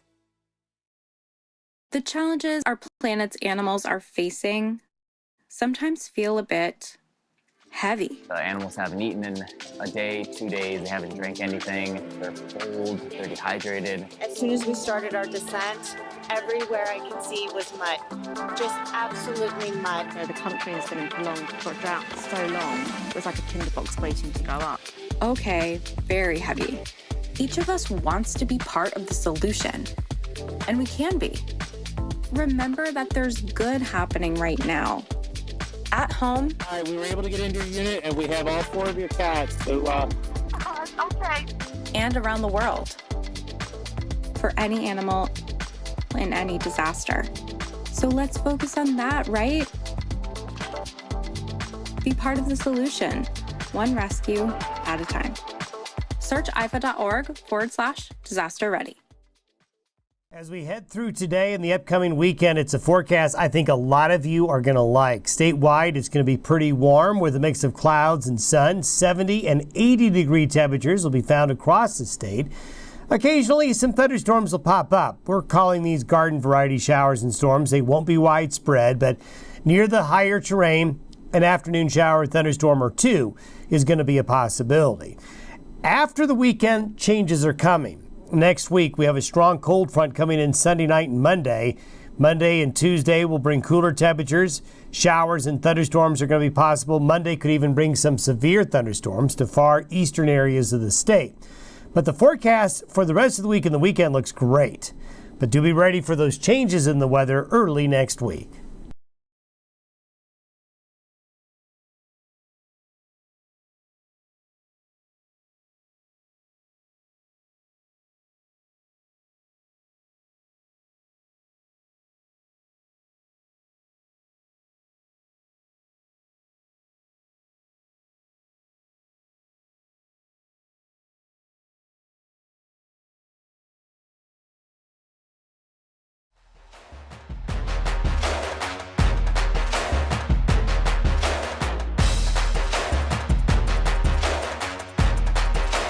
All right, back in black with Buddy Baggs, Brad Walden with YO West Warriors Foundation. What's that website again?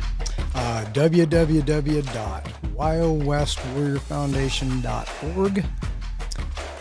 So yeah, we're trying to find some help for somebody that if they need it. So yes. All right, so that's what I wanted to talk about in this segment. We talked about some of the what did you refer to it as? Moral injury. Mm-hmm. Just it sounds terrible. And then there's real injuries, and then there's maybe relationship problems and marriage issues, etc., that all come out of that. So what do you and your foundation do? I know we will talk about your relationship too with the VOA and the VA. here. Sure. But first, what does your organization do to lend a hand? So we raise all the funding on our own. We pay for the flights. We bring them in. We take them shooting out of helicopters. We'll break them up into 2 teams. Wait a minute, you're not just going to blow by that. We're coming back to the shooting out of helicopters part. Okay. And so bring them in. We have great meals. Do a nice meet and greet, and then we break them into 2 teams. And so one team will go to the Little Wolf Ranch. Mike and Carol Kane's, and that's where all the shooting takes place. So you'll have guys going up in little R-44 choppers, shooting a really cool course, shooting trap, shooting pistol, long distance. The boys from UTM come in, and we have redneck games set up there. You'll shooting recurve bows at these giant foam discs that we throw up in the air and everything. And so you got that aspect of it going on over here. And then across the road is Eaton's Ranch. Wow. And so Mary and Nate and Ty, and they take care of us over there, and Bill and Willie, and they take them on a horseback ride up in the mountains on America's Oldest Dude Ranch, you know. Yep. And then we all meet, break bread together both days out there, and then the next day they switch. There's a fishing aspect in it too and stuff. And then Sunday we go to Don King Days after a really nice I've seen you guys out there. Brunch hosted by Ty and Amanda Bach, and then that evening we sat around the campfire. And when you get around the fire,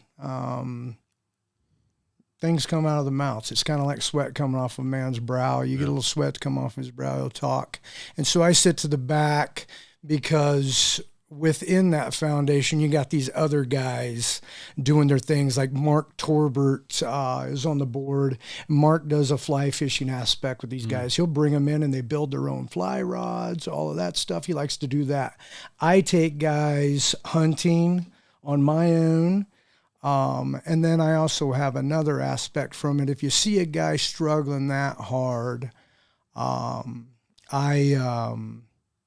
the go-to guy called the Cosmo Cowboy. And right. I help people segue into the world of psychedelics. And so I'm with the War Tribe Foundation.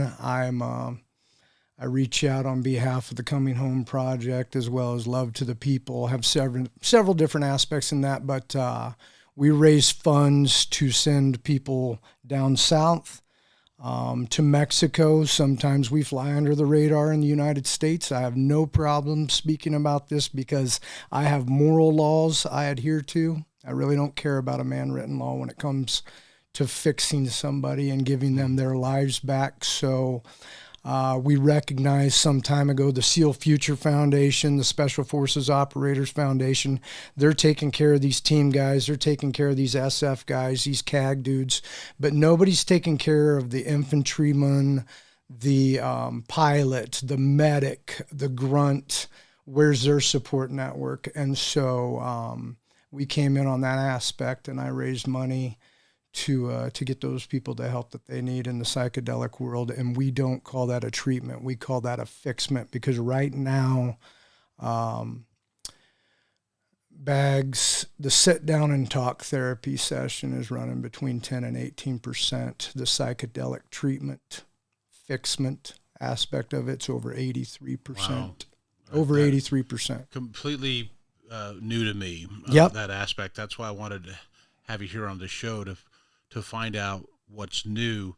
I had a question on one of our our viewers, listeners, asked the question, is let me read it verbatim here, and thanks for that text again, 307-278-9598.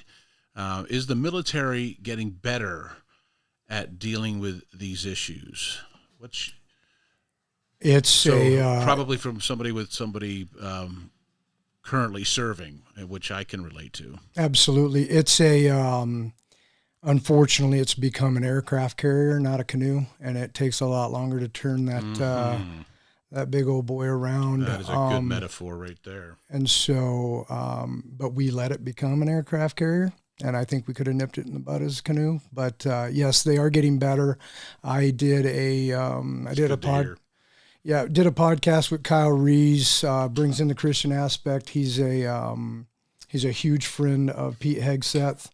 So Hegseth, the VA, now with Governor Rick Perry, getting $50 million to do research on Ibogaine. We've been doing research since the mid-teens with Texas A&M, Harvard, all of that stuff on this. So we see what proponents work, we see what proponents don't work, and we see what's knocking it out of the park. And I can tell you right now, within that community, our best results have been with the psychedelics. Interesting. I'm going to have to do a little more research to learn more about that, because I'm honestly learning the extent of that right here, right now, from you, with Bob Walden, who is an advocate for veterans and part of the organization WYO West Warriors Foundation, and wyowestwarriors.org is the website if you want to reach out to him. What is the relationship between you, your organization, the people you associate with, and let's say the VA, Fort McKenzie up here? Sure. We have a good working relationship with them.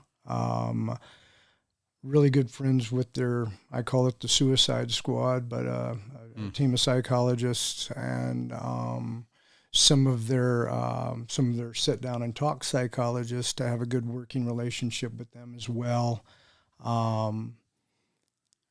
If they see or anything, they reach out to us. Hey, this person could, and that's how the magic works. Is this person could use X, Y, and Z.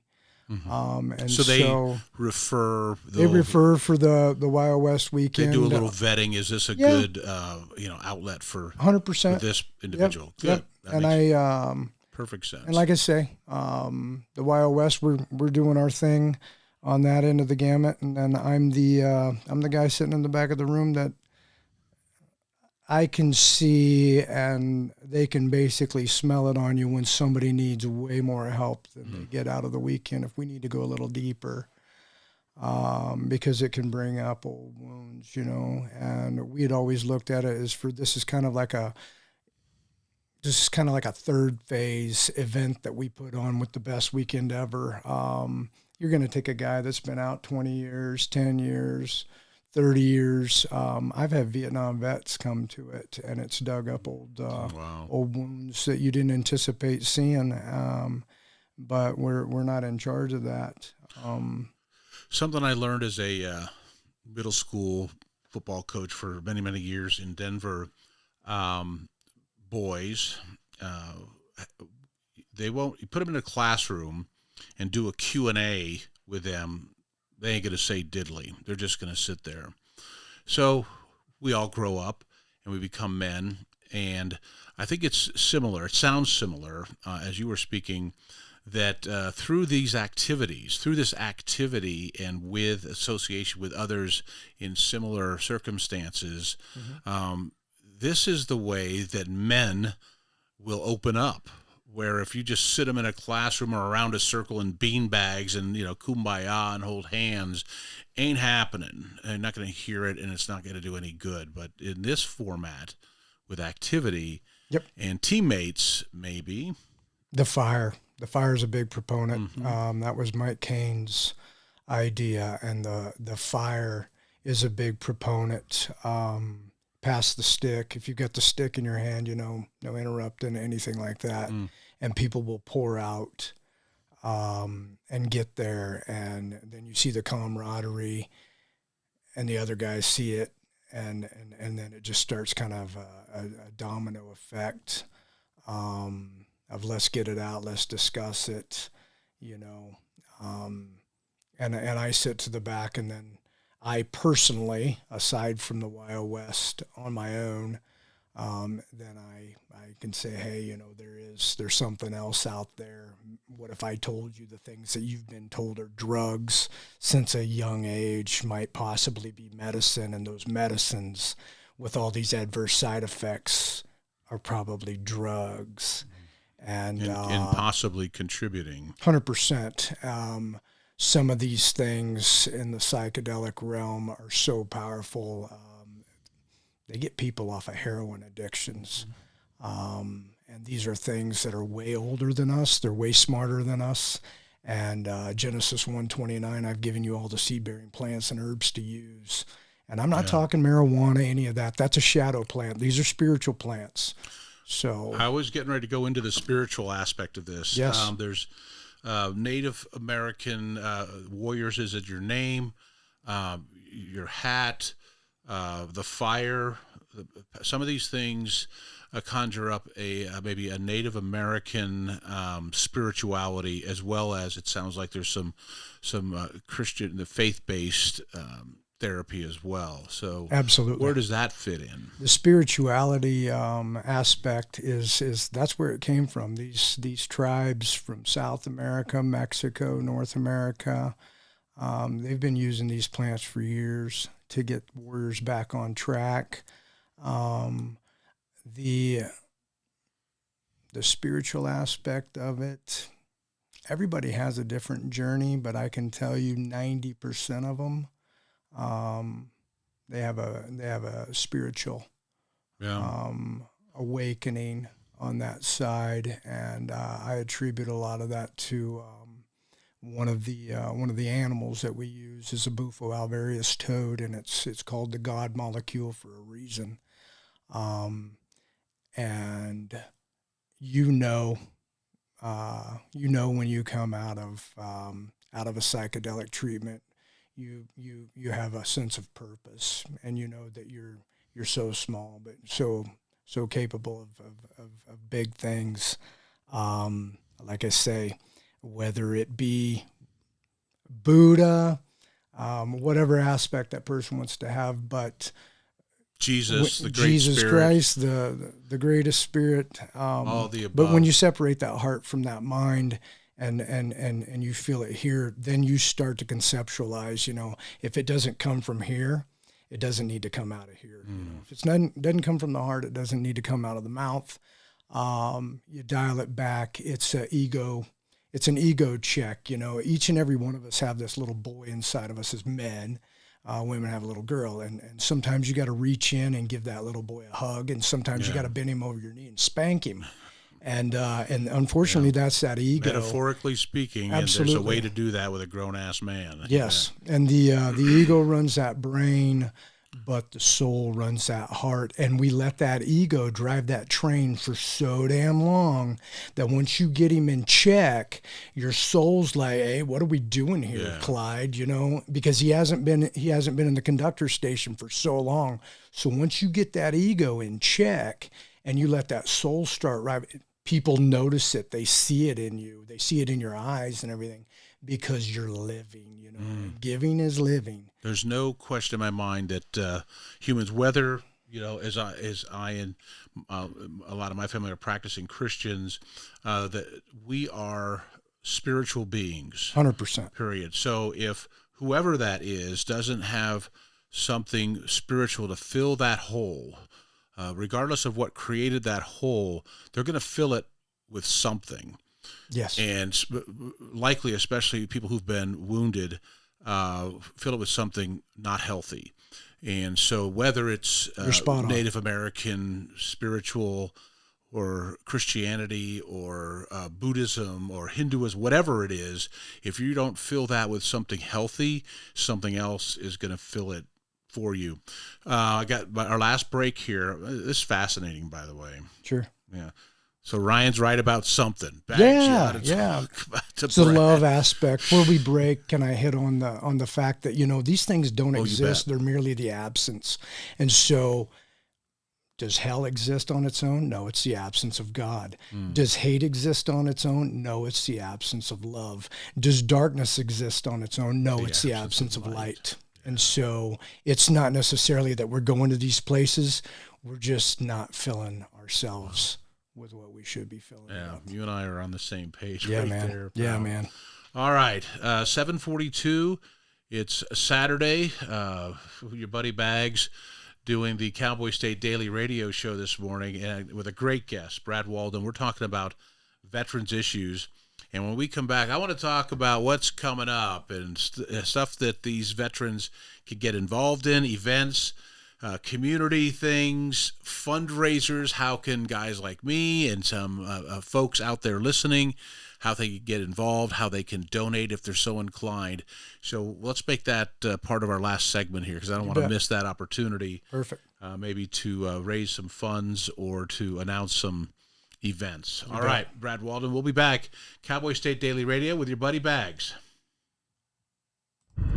Wyoming is a big state. There are so many stories to tell, and here at Cowboy State Daily, we pride ourselves in bringing those stories to you every day. I'm Riley Strand, videographer and production assistant for Cowboy State Daily Video News. Every day, host Wendy Core and I talk to the experienced journalists who are covering the topics, issues, and people that are important to Wyomingites. And in our daily newscast, we bring you their stories. Tune in to Cowboy State Daily Video News every morning, only on cowboystatedaily.com.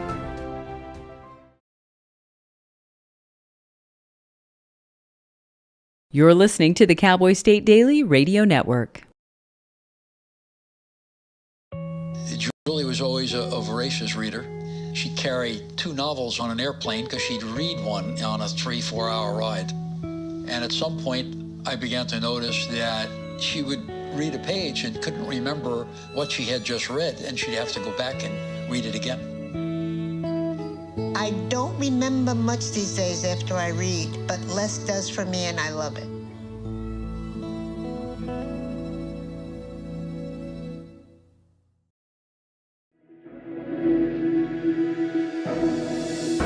Logan Wilson here at the M Building in Casper, Wyoming. They do more than just support businesses and private events. They support nonprofits by offering reduced rates to help the community thrive. The staff here at the M Building have been incredible in helping me organize a fantastic event.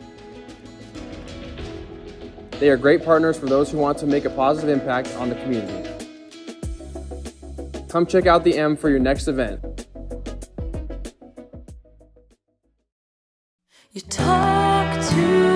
In every family, small conversations can make a big impact. I grew up on tour with my parents. Kind of different, but we bonded over music just like other families do over sports, camping, or other interests. And we talked. Little everyday conversations from silly to serious that built a foundation over time. Honest conversations, like when my dad shared his experiences as an alcoholic. Your honesty about that part of your life gave me a sense of integrity that I wanted to uphold in my own life. And I was so grateful that you and Mom had become these sober, stable people who were always there for me. I wanted you to know from someone who's been in recovery more than 30 years now that hard work is what creates success, not alcohol or other drugs, whether it's music or anything else. I said it a lot, and I'm glad you took it to heart. Talk, they hear you. For more information about talking with your kids about underage use of alcohol and other drugs, visit underagedrinking.samhsa.gov.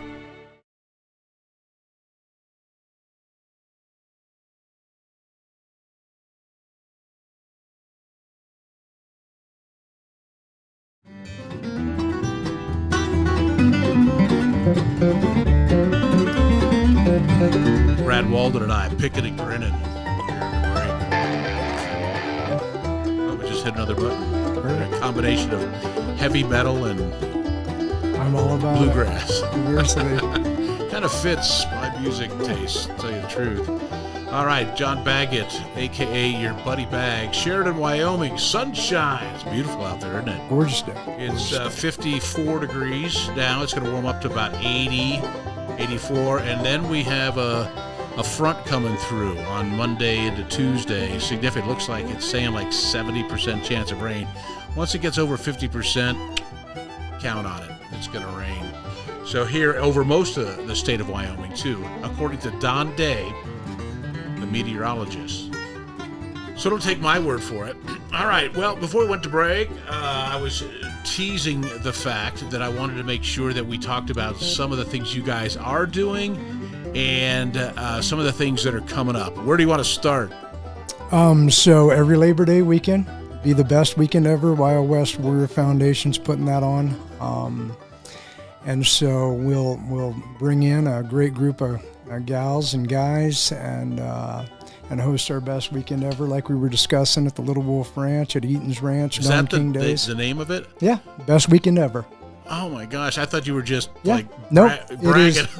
It is the best weekend ever is what it's That's called. That's a great and title. The best weekend ever. Yeah, going to do that. And we skipped it last year here, did it in Scottsdale, Arizona, but November 9th, gonna do our Monster Mash. So there'll be about a dozen U.S. Navy SEALs coming in.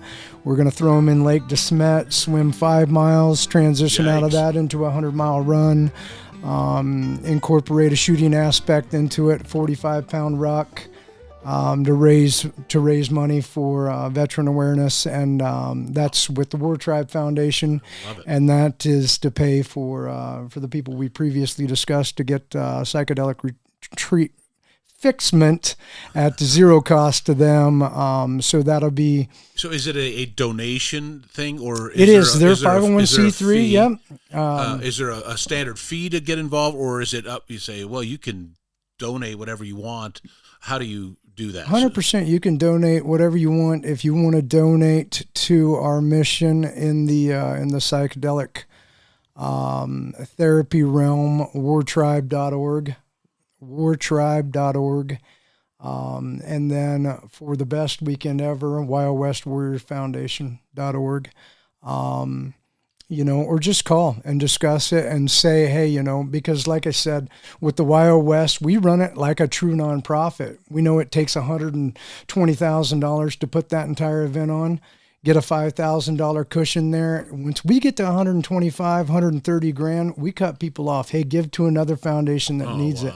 Not one board member takes a single dime. It is a true nonprofit, 100%. What's up with that? That's yeah. I mean, when people get suspicious about anything these days, deservedly so. In some cases, boy, it's a relief to hear. Yeah, giving is living, man, and that's my mission in life. I think that's why I still have a job, is to support my great habits, and that's all I want to do. I want to keep giving back to the community that protects this great nation, and get them the help that they need and they deserve, as well as their family members.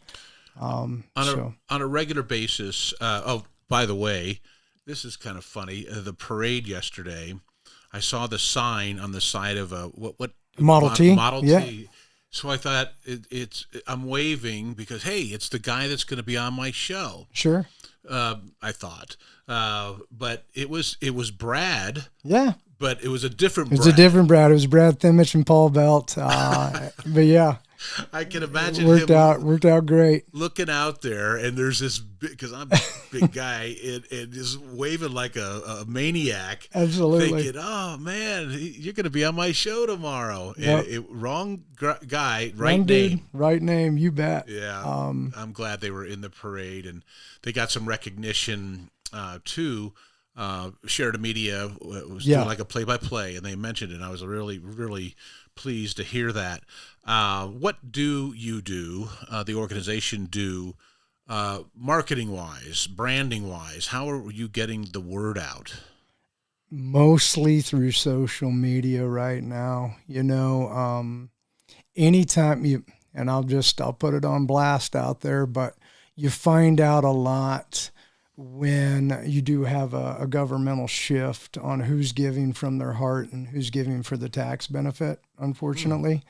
It is all 100% tax deductible, but you can find under an administration that has lower tax cuts, everything, lower tax brackets, that the giving dries up a little bit sometimes. Yeah. But we can... Especially this year, we can always use the funding. We come up with it. We make it work,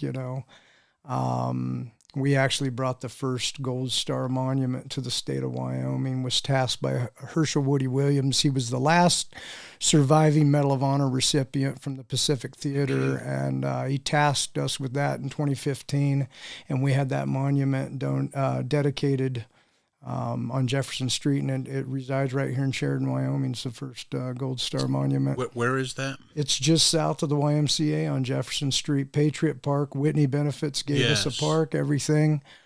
So you know how you eat an elephant's one bite at a time, and that's what we continue to do. But yeah, the Wild West Warrior Foundation, we can always use support. War Tribe can as well. And I'm going to encourage our listeners to do that. I mean, folks are always, how do I help? If you ask, you will receive. Folks here, especially in Wyoming, and particularly Sheridan, Wyoming, are very, very generous if they know, first of all, where it's going 100%. And that it's legit.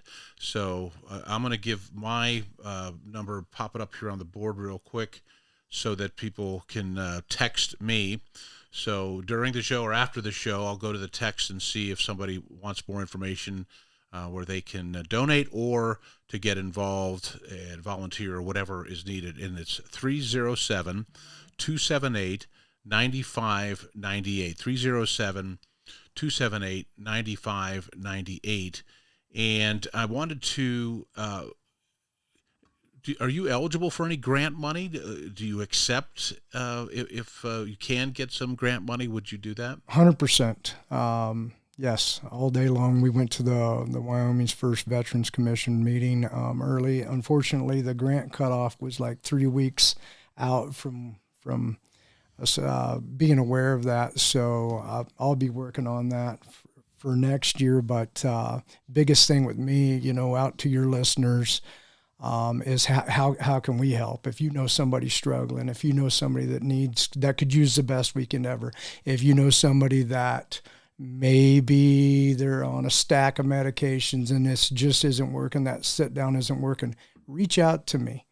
When I say we have unlimited resources, we have unlimited resources. Funding's a booger, but we make that work. And when I put myself out there and say, hey, this is at zero cost to you, it's at zero cost to you. Somebody's picking up that tab, but these warriors, these Gold Star families, these first responders, I don't want it to be any cost to them. And Amen. So, yeah.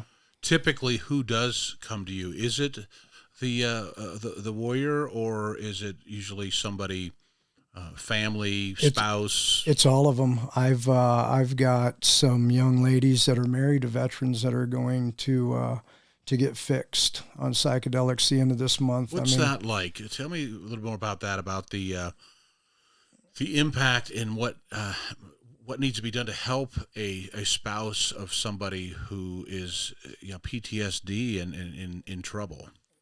PTSD sheds, man. And so these guys bring a lot of BS home with them, and guess who gets that thrown on them for 20 years, for 30 years, for what do I do? So, it's kind of a key proponent is that when you reach in and you rip all that blackness out of that dude, sometimes you got to do mama too. Sometimes you got to do the children. Yeah. I mean, it just depends on who, what, when, where, why. Trauma's trauma. And it doesn't always necessarily stem from a war zone. Because I'll tell you right now, a lot of people want to start the conversation at your first deployment. I want to talk about your childhood. I want to know what drove you to want to become that warrior instinctively. And about 90% of the times, Bags, you find that before they were 12 years old. That was the driving factor. There. And so that's one of the key proponents with the psychedelics is that it reaches all the way back. Wow. Do you do childhood. Any family therapy? I mean, I'm stereotyping, the therapist's office and the family comes in and they're trying to fix things. I mean, is there a format for that with...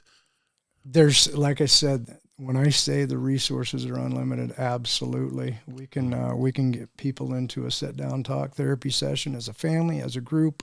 But a lot of times you'll see people put their hooks in in it and won't relinquish it all unless they're on their own. So you sometimes you have to treat them one-on-one. It's a case-by-case situation, you know. Each one's delicately, just like us. None of us are made the same. And so just through a series of questions, talking with some of these facilitators, these shamans and everything, you reach in, you see what's going to work right. And we've only got a couple minutes left. And do your things. There's got to be some, I'm sure there's been some heartbreaks and heartaches. We've talked a little bit about that. But, wow, it must be a rush when you see some healing going on, some success. It is indescribable. There's one of my best friends in the world always said there's no way to describe, there's no word in any language that can describe the love that you feel and you see. And I call it the hunting aspect for me. You know, I get way more out of seeing somebody shoot that big bull elk now than I do for myself. So when I hold space, it is so more heartfelt than doing the medicine myself. So, well, before we run out of time, let's do some shout outs. Are there some people that you want to thank and some people that you're working with who are doing their thing to help? Huge shout out to the entire board over at the Wild West Warrior Foundation. Tyler Balt's president right now for all of his hard work. Huge shout out to the unnamed in that psychedelic community that put themselves on the line to try to get it decriminalized. They're doing great work, and if they lock us up for what we're doing, I hope they put what I was doing out on my jail cell, and I'll wear it as a badge of honor, because like I said, there's moral laws that need to supersede man-made laws. Well, if it works, yeah. God bless you, man. Yeah, man. And I'm really impressed with what you guys are doing, and I appreciate it very much. And again, mentioning that I have a son that serves, and God forbid that he need you.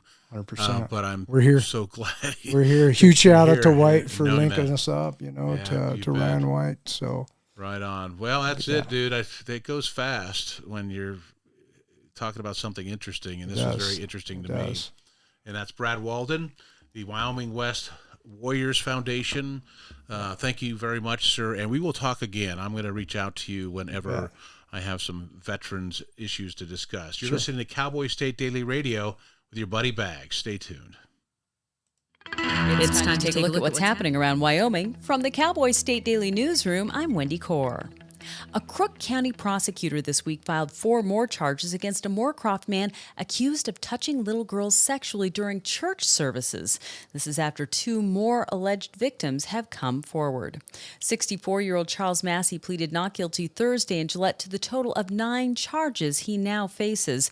That's according to Cowboy State Daily's Claire McFarland. The new charges stem from new allegations where the investigator basically found 2 more girls. He was hearing that other families were victimized, and he found these girls, and they couldn't get in for forensic interviews until June. And they're describing him allegedly touching the one, him allegedly kissing the other in a very non-platonic way. Massey originally faced up to 81 years in prison, but now could get up to 156 if convicted on all charges. While Wyoming has remained relatively quiet on the coal seam fire front so far this summer, the same can't be said for just across the border in Montana.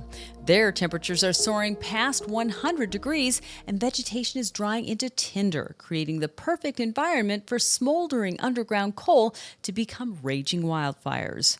Cowboy State Daily's David Madison reports the thermal imaging drone last month identified 107 new burning coal seams. A coal seam is a place where coal is literally popping up above the ground or just beneath the surface. The conditions haven't gotten to the point where in Wyoming, those smoldering coal seams, which can be at 3,000 degrees, like a steel forge, those have not ignited any wildfires yet. But they have over the 4th of July. In fact, on the 4th of July in Powder River County in Montana, they had a 5-acre fire break out. All those coal seam fires that are burning, it's like they're unattended campfires out there. There are dozens of underground seams of coal in northeast Wyoming which can smolder for years before something kicks them up to the surface.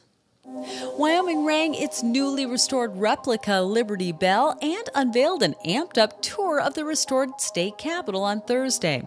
It was all part of the kickoff to the nation's 250th anniversary next year and the 135th for Wyoming statehood. And Cowboy State Daily's Renee Jean was there. The Capitol, they did the restoration project a little while ago, but along with it, they have created this revamped, kind of souped up tour that really shows the history of Wyoming and the state capitol. And there are just all kinds of these cool Easter eggs on the tour. The other part of the story, Wendy, is today, for the first time in a long, long time, they rang Wyoming's Liberty Bell. And this was part of a kickoff for the nation's 250th anniversary. But it's also the birthday of Wyoming, 135th birthday for Wyoming. While the main thrust of the Capitol restoration was life and safety, as well as a better, more efficient space, the attention to historic details in the restoration could be a boon for tourism.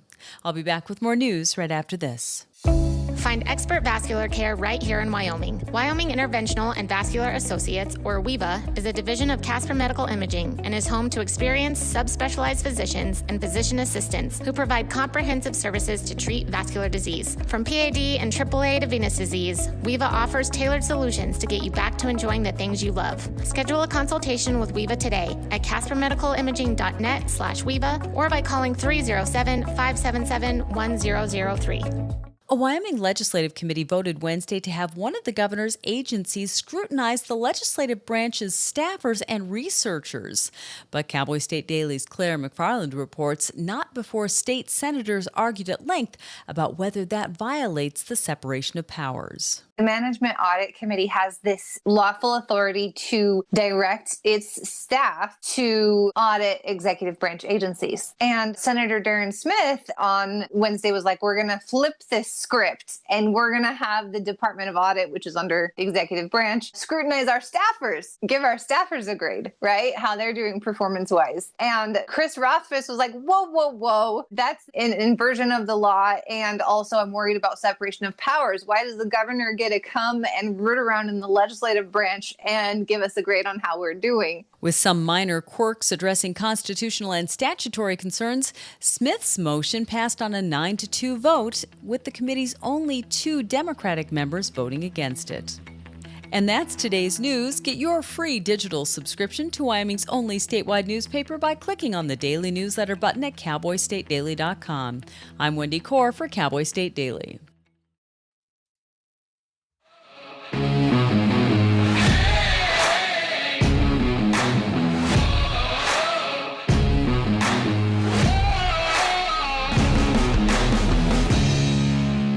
Jeff Rickett in the house. Yes. Welcome, buddy. Cowboy State Daily Radio on a Saturday with your buddy Bags, a.k.a. John Baggett.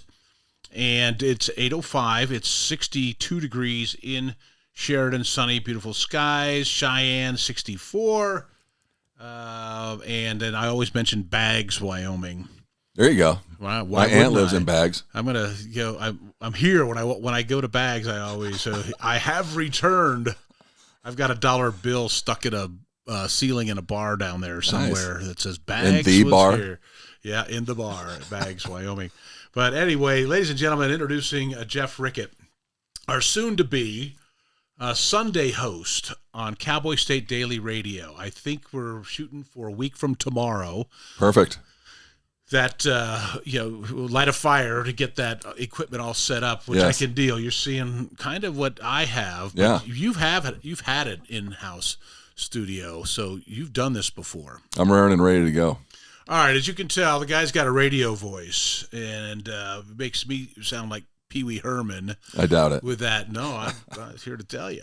But anyway, Jeff Rickett and I have worked together at another radio station here in Sheridan. He was the country guy. I was the rock and roll guy, top 40, whatever that format was. Kind of a hybrid. And as we worked together, and so I like country music. I also like Metallica. So But so I listen to your show all the time, and man, I've said this before. Maybe put your fingers in your ears right now. I'm about to say something nice. Oh, don't do that. I told Jeff one time, 'cause I had Denver radio for 32 years, and Sheridan, Laramie, Cheyenne, Denver, back to Sheridan, and I think that you just do a tremendous job. You're natural. I've told you before. Well, thanks, John. I appreciate it. So it's not BS. Yes, I know. Blowing smoke up your rear end, because I do. I think that you do a great show, and super excited for Cowboy State Daily radio. Yes. Now to be 7 days a week, 6A to 10A, beginning a week from tomorrow, we think. That's what we're shooting for. You bet. So what do you think? 4 hours of talk radio. 4 hours of Can you hand talk. it? Watch out, people. It's coming at you. Yeah. Live. Yeah, you kind of did that. Your morning show was a real morning show, so you were chatting a lot for 4 hours anyway. Yeah, I was hardly playing any music, especially by the end. It was pretty much me for 4 hours. See, if you would have sucked, then I would have complained. Yeah. Play a You're song. Really, exactly. Play a song. Shut up. And people were telling me stop playing music. So that was a good thing, when you hear that. But no, I had a fun time. I like to interact with my fans. I like to talk a lot about myself and what's going on in the world. And I'm very interactive. So get ready we're going to get a Zoom link. We're going to get something so we can get people involved.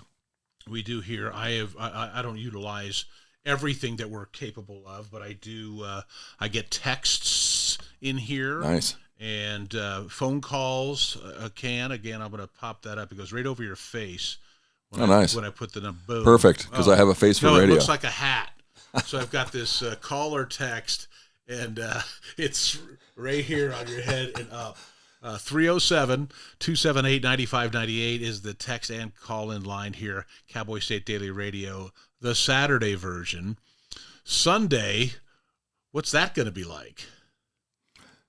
We're going to find out. It's going to be a tornado coming at you. Who can you get on a Sunday morning? Well, I'm going to be relying on my East Coast friends, my UK friends, my Australian friends. I have a son in North Carolina. He's been on twice. Yeah. I have one in the Netherlands. Yeah. He's been on, and I'm going to bring him back on for that exact reason. 6 o'clock, it's 4 in the afternoon in The Hague. Exactly. So I know a ton of artists. I mean, I probably interviewed, I know on the country show, I did over 200 artists in a year and a half. Is that right? Yeah. So, I mean, I had a ton of artists on there, and I probably interviewed over 500 artists in the last 5-6 years. I had an internet radio station for 7 to 10 years, a couple different iterations of that, and did a ton of interviews on that. So I know a lot of artists. I have a lot of PR people that feed me artists. So yeah, we'll have tons of guests. Well, I noticed that. I remember trying to weasel my way in a few times when you had a good guest. Yeah. If you remember, hey, can you hook me up with that guy? Who's your pal? Here's your buddy Bags here. So I recognize that. And again, when we were looking for a Sunday host, so we're 7 days a week, Cowboy State Daily Radio, Jake Nichols Monday through Friday, Buddy Baggs Saturday, and now Jeff Rickett on Sundays, 6A to 10A. It really is it's 4 podcasts back to back to back to back. It's what it is. It's completely a different topic, or for me, I don't know what the heck you're going to do. Different guest, different topic. And people are asking me, well, man, that's a lot. First of all, Jake, that's 20 hours. Yeah. He's got a book in the middle. I don't know if I could do that in my ripe old age. I don't have enough to talk about. But it's easy for me during the week to pay attention. Oh, that's interesting to me. Oh, I would love to talk about that. Yeah, and jot it down. Yeah, and then just go about trying to get that person on. Is that how you do it? Yeah. Yeah, and I'm like you. We're not afraid to ask. So yeah, no, I've got and hound. You should hear the people I have requests out to, and I'm in the hounding them. Yeah, you've told me a few of them, and you shoot for the stars sometimes. Sometimes you get a couple of them, and I wait till they tell me, leave me alone. Exactly. You're stalking. Yeah. I'm done. I'm not coming on your show. Okay, fine. I get it. Don't say that. I'm coming. Yeah, I'm going to keep harassing you until I get you. The text hat is still on you. I'm going to take that off. There you go. All right. But yeah, so that's how you're looking at it is, find interesting, entertaining aspects. That's my show. Interesting, entertaining, events, etc. What's happening? What's coming up? Not very political. I've had some, hard news stories. I mean, but I try not to take a political position. I think I've explained it pretty well to my audience. Yeah. Because in my family, immediate family, we've got both sides of the spectrum. And I love them dearly, and I'll argue with anybody face to face, but I'm just not going to, if you don't know my heart and you can't see my reaction, then I don't think that's how you should argue, especially in media. Yeah. So and nowadays it's so polarizing one way or the other. It's not. Yeah. You're not going to win. You're not going to get anywhere. Yeah, so. What is it? Influence friends, win hearts and minds, and influence friends. There's a book, and I've read it, but I can't remember the title. But that's what it is. That you're not going to do that with super political. But I mean, that's not to say that there won't be times that you do, because it's the elephant in the room on occasion. We'll mention it. I'll talk about it, and I did on my previous shows. I'll give you my spin or talk about the topic, but it's not going to be swayed really one way or the other.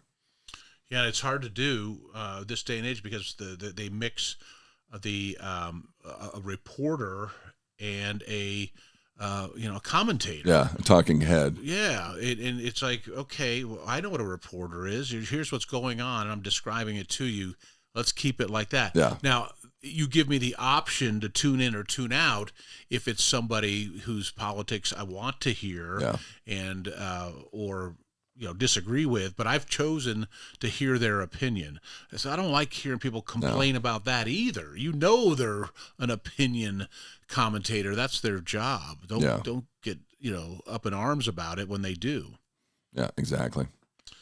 So we'll keep that at a minimum.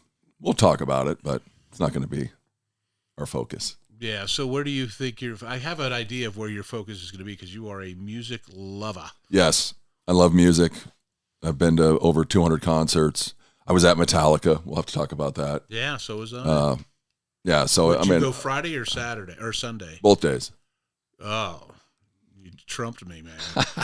You only went one day? How can you only go one day, Bags? Come on. It was 101 the day we went. Were you in the sun? You should see the pictures. In the sun, that side. Oh, you know what I'm talking brutal, about. Yes. It was brutally hot. And we had, we're talking about it anyway. Yeah. Right now, we just shifted off the play sheet here. We had, so I took 3 of my nephews. Nice. The oldest one, 19. Ooh. And, but isn't that cool? I mean, they love Metallica. I mean, the stuff that I was just a little bit older than them when I discovered them in 1991 or whenever it was. Yes. But that's why I went, because they asked me to go, because my brother Joe, he's soft when it comes to music. Oh. Yeah, no, he's not the headbanger. His big brother is. So he wasn't going, and he says, well, ask your Uncle John. He likes that stuff. And so Joe Bro bought me the ticket. I had to buy the plane. Deb bought it for Father's Day. The plane flight down to Denver. Okay. And my brother bought the ticket for the 4 of us. Excuse me. And nosebleeds. He was late getting into it, but choosy mothers choose Jif. Yeah. So we get up there, and remember, I'm with teenage boys, right? And the youngest one being 13. And behind us, there's out of control, drunk, stoned. Behind us and to the right. Well, I'm the band's down this way where our seats were kind of towards the end zone. So we're looking at it this way. So I don't even see what's going on behind us in the row behind us, but they were drunk and stumbling. So here comes the security guys up, and it's like 4 of them. They're yellow shirts, and they're coming towards us. And one of them, the one in front, is looking at me. So what had happened was somebody who went down there and said he's wearing a black shirt and it's unbuttoned. And that's what you're wearing. In 101 degrees in a black shirt, unbuttoned, sweat. Can you imagine how ugly, scary that looked?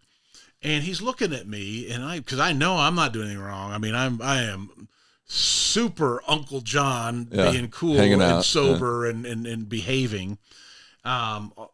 Anyway, well, he was coming up there, and he comes right to me and gets 2 inches from my face and says, "Do we have a problem here?" And I don't know what's going on. You're like, because it was behind me. My 3 nephews, of course, all were watching. They thought it was the coolest thing ever because guys were falling over onto people and whatever.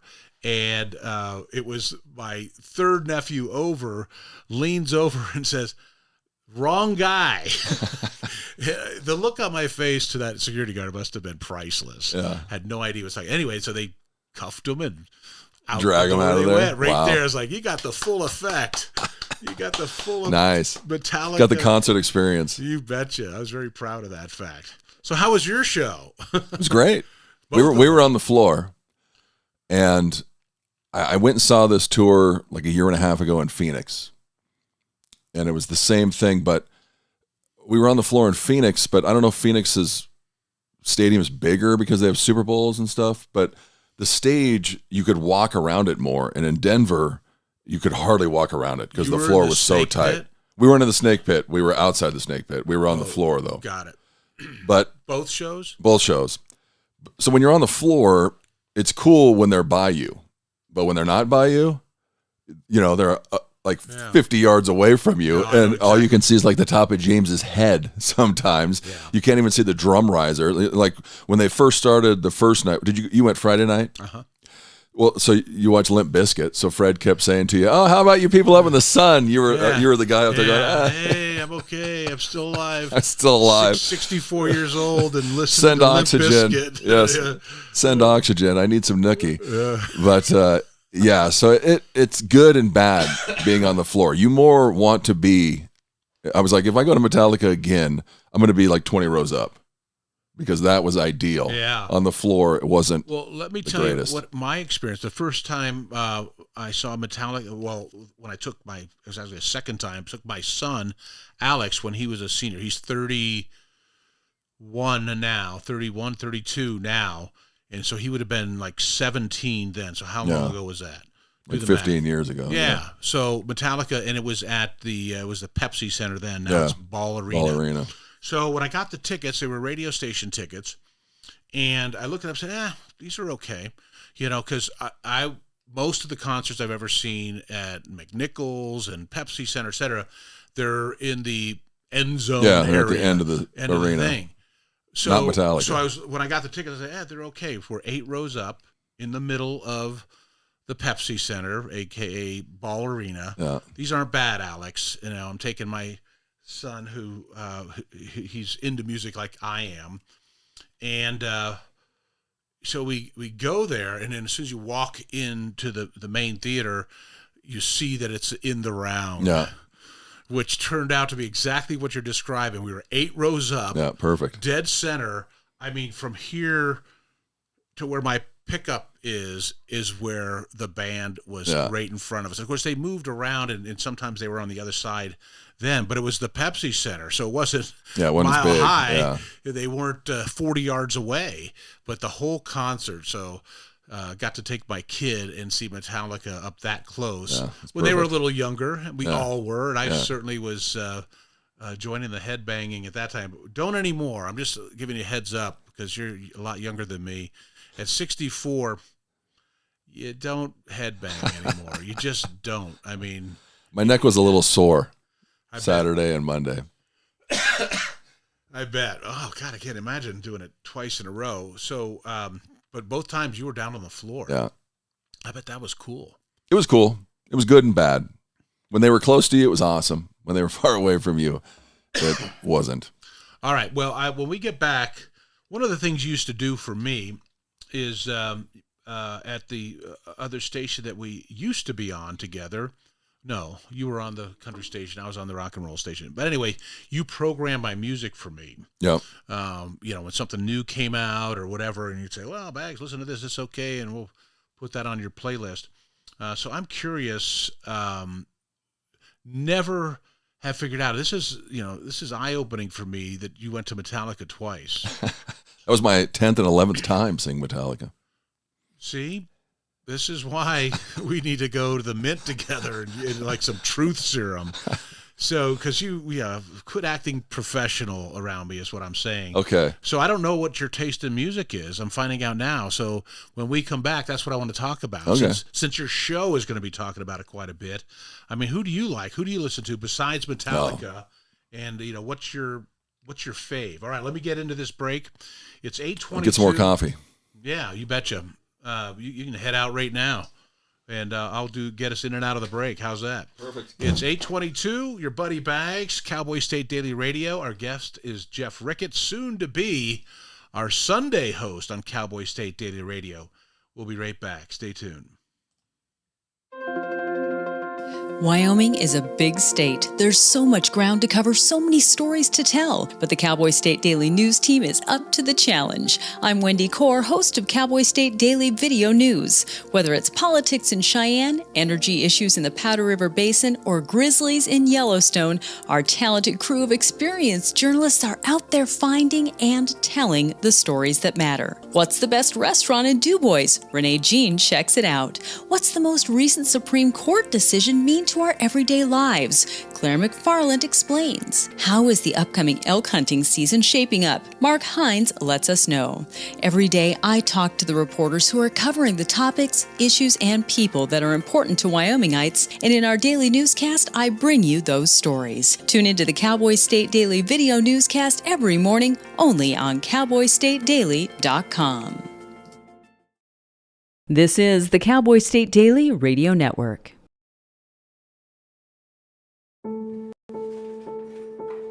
We all make choices.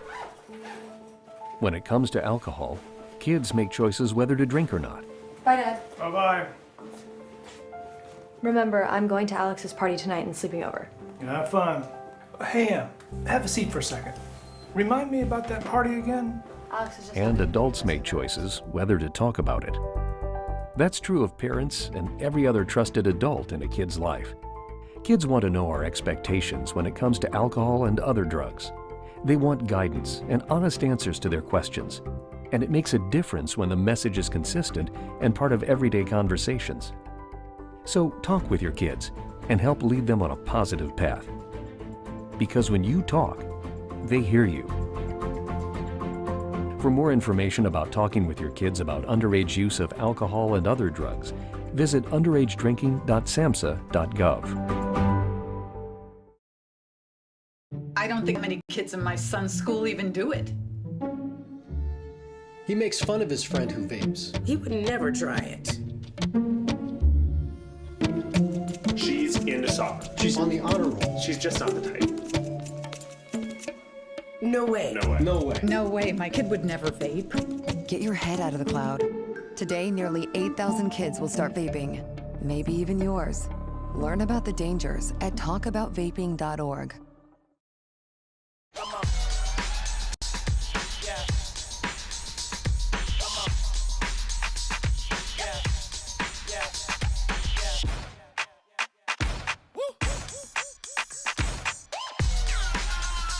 You're not going to get it all right.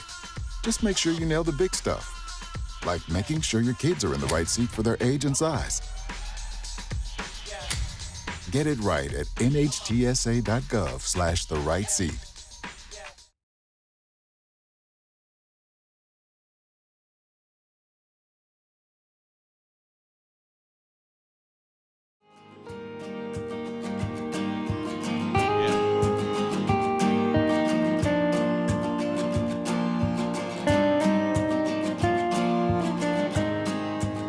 Got some mellow mood music. Did you bring your guitar?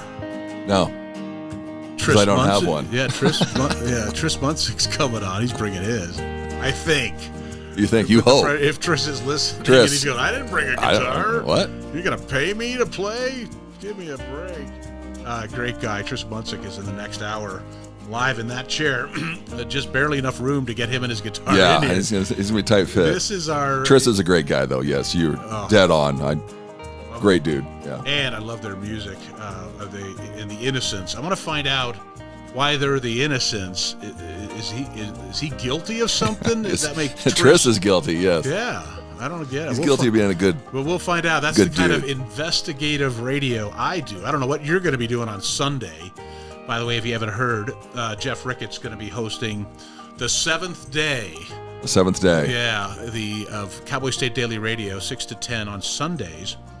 The cool thing is that, we're neighbors. Yeah. And we're literally like a mile away from each other. Right. If you can't find anybody to talk to, and I can't find anybody to talk to, I'm gonna be. And that's what I said. Knocking on the door to my wife last night. I said, "Well, if they don't get me hooked up, I'm just gonna go over to Baggs' house and do the show from there." And you could, because I'll go off to church at 8:30, and you can have it. Yeah.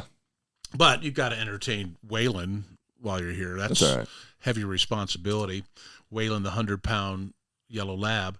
Okay, so this is what happens when you're old. Like me, I lost my place where we are. Oh, I remember now.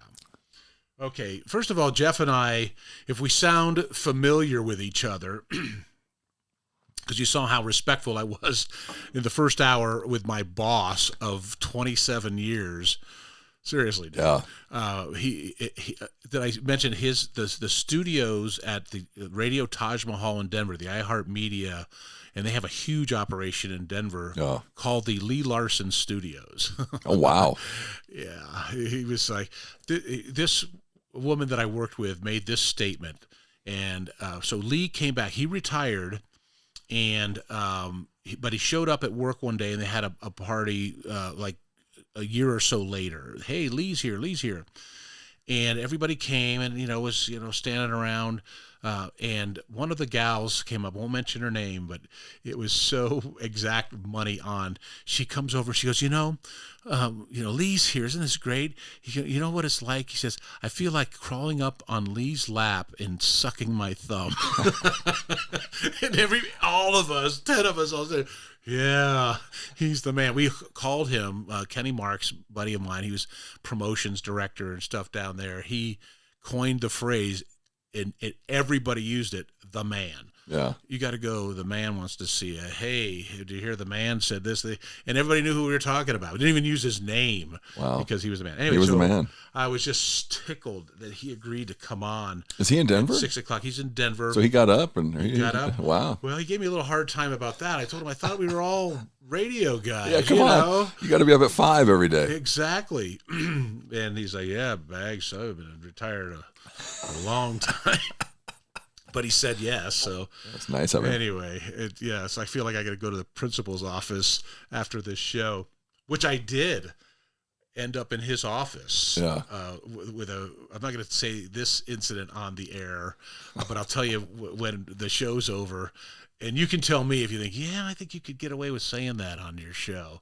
But it's about something that happened live on the air, and next thing I know, and it's in the producer's booth, the door comes flinging open and smacks the wall, and it's Lee Larson, who's generally a very controlled, professional person. Wasn't on that occasion, and I was. All right. And you're sweating. Yeah, it's a good story. All right, where are we at? Okay, music. So, one of your roles with our old radio operation here in Sheridan, Wyoming, was to program the music. So, I'd show up at work one day and I'm looking at the playlist, and they're generally a playlist, but that we could fool around with it as far as requests. And, I don't like that. I want to play this. I mean, there was way too much Taylor Swift. Is that your fault? No, not my fault. I'm not a Swiftie. Me neither. But, and I don't want the letters and the calls from the Swifties because she's such a great respect her. Yes. Yeah. I do. I just don't have to like that music. Not her. I got nothing against her. No. Well, I hate the Chiefs. Never mind. I hate her. I'm just kidding. But point being that so I did a lot of it was very current stuff that I don't know and don't listen to. So sometimes I thought, well, that must be stuff Jeff likes. I mean, he put it on the playlist, but that's not the case. No. You were following I was following the charts. trends, yes. So what do you like besides Metallica, you headbanger you? I'm all over the place. I was a huge heavy metal rock guy when I was younger. So Metallica, Pantera. Is there a picture out there somewhere of you with like hair like a normal headbanger? Good. Yes, I had super long hair in college. I have some of me in the phone that you'll get to see here after the show. I should have sent. I probably have some. Yeah, somewhere. I'm popping some of the pictures up here, but hey, and I just want to remind folks that if you're listening and not watching on YouTube and can't see these images, all of our shows, by the way, there's evidence, are archived. Yeah. So if I say, hey, that's a funny photo, and you want to see it, by 4 o'clock this afternoon at the latest, if you go to cowboystatedaily.com and do the radio drop down, all of our shows are archived. Yeah. So you can go and you can fast forward. So if you hate this part with Jeff Rickett in it, this segment of my show, you go zip right past it into something. Get to Tris. Yeah, get to Tris. But anyway, if I do reference an image and you can't see it, do go back after the show and see it in the archive. So anyway, back to Jeff Rickett and his taste in music. How does that taste? Yeah, so I was huge metal guy, Metallica, Pantera. That was my 10th Pantera show when I saw Pantera open for him on Sunday. I've seen them once. I saw him 7 times, the original band. And then when I was in college, I started getting into the Grateful Dead. So I have a little bit of a jam band. I was a huge Fish fan for years. I've seen Fish probably 15 times. And nowadays... Government Mule. Yeah, Government Mule. Nowadays I'm into Goose. If you've heard of Goose, they're a huge jam band. I'm writing this down. They're kind of like Fish for nowadays. They just sold out Madison Square Garden a couple weeks ago. I have to be in the mood for jam band stuff. You got to kind of be there. But then also last year, my brother and I went to Aftershock Festival in Sacramento. It's 4 days of heavy metal. And last year's lineup was crazy. It was Slayer, Iron Maiden, Slipknot, Judas Priest, Disturbed. It had all the huge bands. Like if you're if you're 40s, 50s year old, it was like perfect. It was right down the middle and hit it for me. Yeah, it was incredible. But this year it's a little bit different twist. It's like Blink-182, Deftones, Korn, Bring Me the Horizon, which is a new rock band.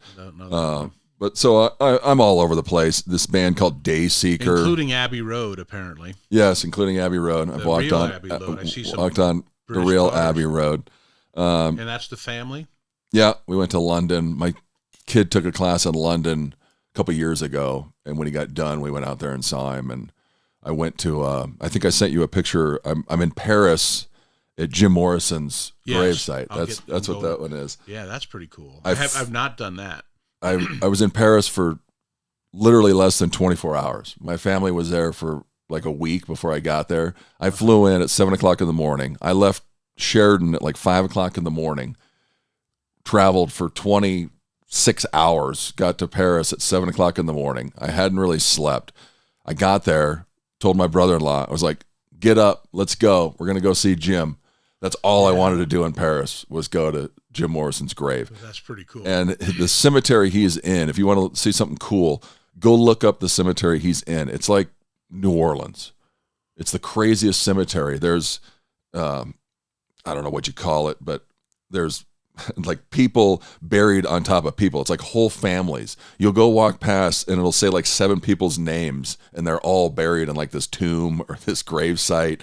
There's statues of people. There's famous people. There's hundreds of grave sites in this cemetery, and it's kind of a maze. And it looks haunted. It looks haunted. Yes, it looks haunted. It looks like totally like New Orleans style. Yeah, and I've been to those, so I know what you're talking about. Yeah, everything's above ground. Yeah, everything's above ground. Crypts, I think they. There's statues. It's a trip. But so you got to get a map, and you got to like weave your way around and find Jim. And the picture, I'm wearing a Jim Morrison T-shirt. And when I was standing there, people literally thought like I was like the tour guide. So people would come up and they'd be like, "Oh," and they start asking me questions. And, but you're the right guy. Well, yeah. So I was like, "Well, I know your way around the doors." I know my way around the doors. I was a huge Doors fan, so I would answer about half of their questions, and some of them would be like, "Sorry, I just don't know that." And I'm just a fan standing here, enjoying it, soaking it in.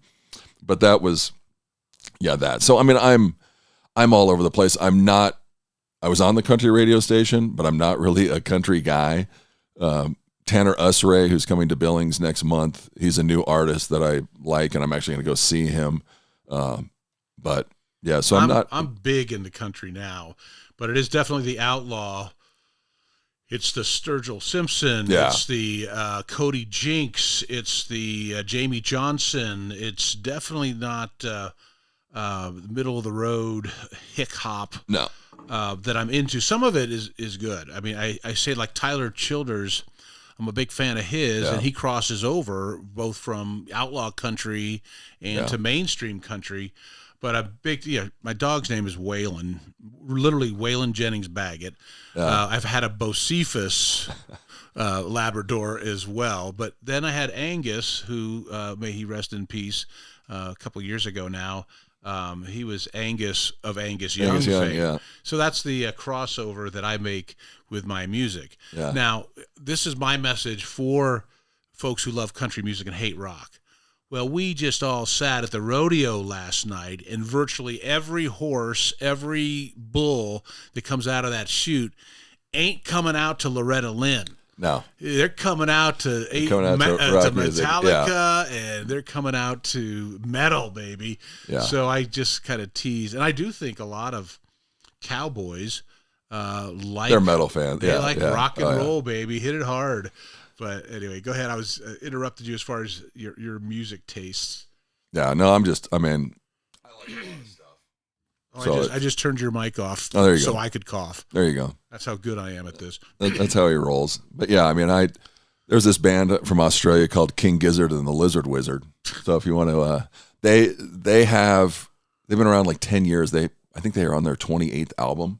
They put out 5 albums. And I've never heard of them. In I've been one in radio year. for 43 years. Yeah. How does that happen? I went to their first Is that a Red purpose? Rock show. Are they like wanted and they're flying under the radar? Well, they kind of got hosed with COVID. They started getting big during COVID, and then they're from Australia, so Australia was locked down for like 2 years during COVID, so they were stuck in Australia. But now they've come back. They're actually doing a 3-day festival in Buena Vista, Colorado, coming up next month, which I would love to go, but I can't swing everything. But yeah, go check those guys out. They're a trip. I don't even think I have enough ink in this pen to write King Gizzard and the Lizard Wizard. Yeah, I'll just have to text me, would you? Yeah, help a brother out. Okay, so like me, so you could even look at my list. I mean, it goes from Christian worship music to Metallica to Van Halen to Stevie Ray Vaughan. I'm a huge Stevie Ray Vaughan fan. Yeah. I saw him about 2 months before he died in a helicopter crash. Joe Cocker opened for him. It was right after they opened Fiddler's Green in Denver. Have you ever been to a Fiddler's Green show? Okay. So it was right after they opened it. And at the time, this was like so this was 89, 90. And it was just when they were developing the Highlands Ranch around the Denver Tech Center where Fiddler's Green is. Yeah. And they were putting up noise ordinances. And Joe Cocker came out, and we had good seats, so it wasn't an issue for us. But Stevie Ray Vaughan came out, and what they had done is they had put plywood over some of his speakers because before the show, when they were doing their sound check, he was too loud. The police showed up with a sound meter, a Geiger counter. And so Stevie Ray Vaughan comes out, and the first thing he does is knock the wood plywood down. covers off of his speakers, and it was fantastic. And interesting part about that, so I was with 103.5 The Fox, was a classic rock station, and we were putting it on the Joe Cocker, he was the warm-up act, which was really cool too. But we were the classic rock, so Joe Cocker fit, so we presented that as, you know, how radio stations are. But then KBPI, which was our competition at the time, they were the rock station, and Stevie Ray Vaughan somehow, because he was current, and at that time, obviously, you know, Pride and Joy had just come out, etc. Anyway, in front of us, so we're in the radio winner section of Fiddler's Green, there's these 4 headbangers that I can relate to, because I'm totally into headbanging, and that's why this is a big deal with Stevie Ray Vaughan. I wasn't a big Stevie Ray Vaughan fan until that day. Yeah, tell you something. Then I saw him live. Yeah. Anyway, so they're up front there, and Joe Cocker comes out, and these guys are like, this blows. Oh my God, and they fit every stereotype of a 1990 headbanger, right?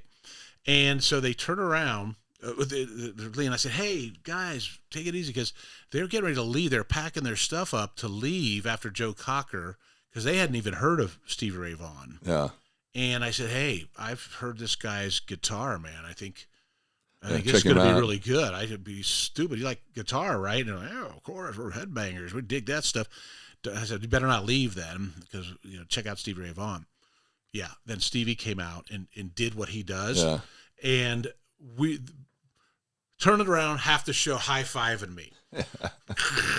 Stevie Ray is crushing it. And I'm back at them like, oh my God, he's a guy. And I became like instantly went out and bought everything, back in the day, going through the albums, at Wax Tracks in Denver, getting my Stevie Ray Vaughan fix. And then this helicopter hits a mountain. Yeah. Like that. Yeah. And to this day, every time I hear a Stevie Ray, first of all, I jam with it. And then I get sad. Yeah. We'll never hear anything new. Yeah. Bums me out. It's awful. But I bring it up just because it's that, you're right. Anytime I say, I don't like that kind of music, like I'll say I don't like rap or hip hop or hick hop. And next thing I know, I hear something that they're doing. Oh, I kind of like that. Yeah. So I don't do that anymore. Yeah. No, yeah. I'm totally open to whatever. I mean, my kid listens to, I have a 23-year-old son, and he used to be a kind of a rocker when he was a kid, because he listened to all my stuff, and now he's totally not. Now he's into hip hop. They just went to the Weekend a couple weeks before Metallica. Oh, yeah. They went to that. He's good. I mean, I've heard some stuff. Oh yeah, my wife went. She loved it. Yeah, I thought it was pretty good. You know what? I blew through the second commercial break here. That's how much fun I'm having. So we're having too much fun. Yeah. So quit yapping for a second here. Let me play some ads, and we'll come back. We got to pay some bills. It's 8:44 Saturday, the Cowboy State Daily Radio Saturday edition.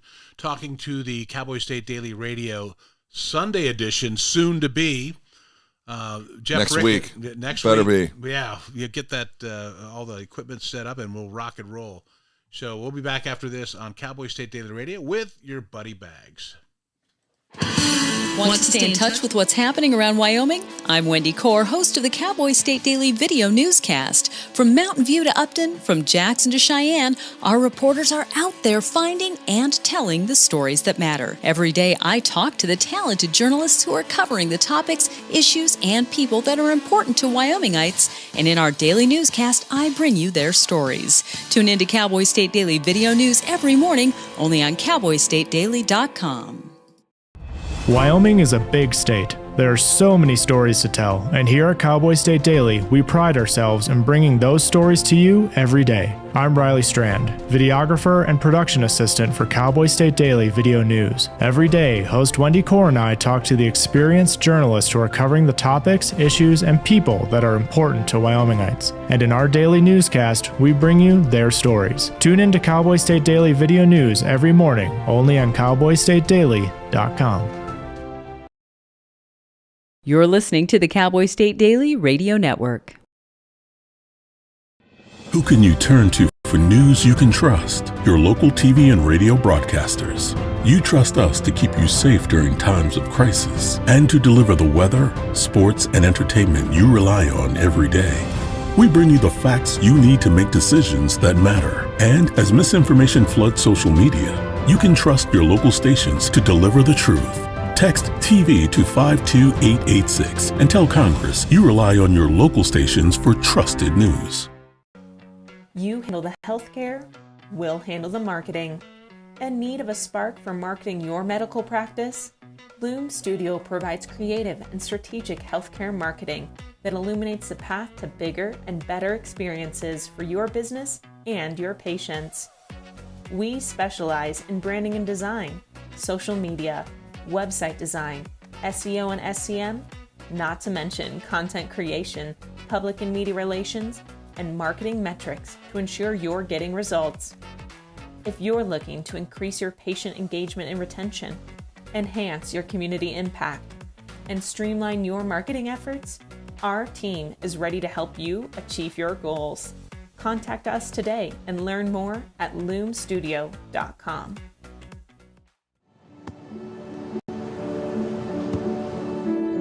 I don't remember how it started. Go to that. Our back and forth. It always came back. Dad! You probably don't remember what you told me, That was perfect. but I heard every word.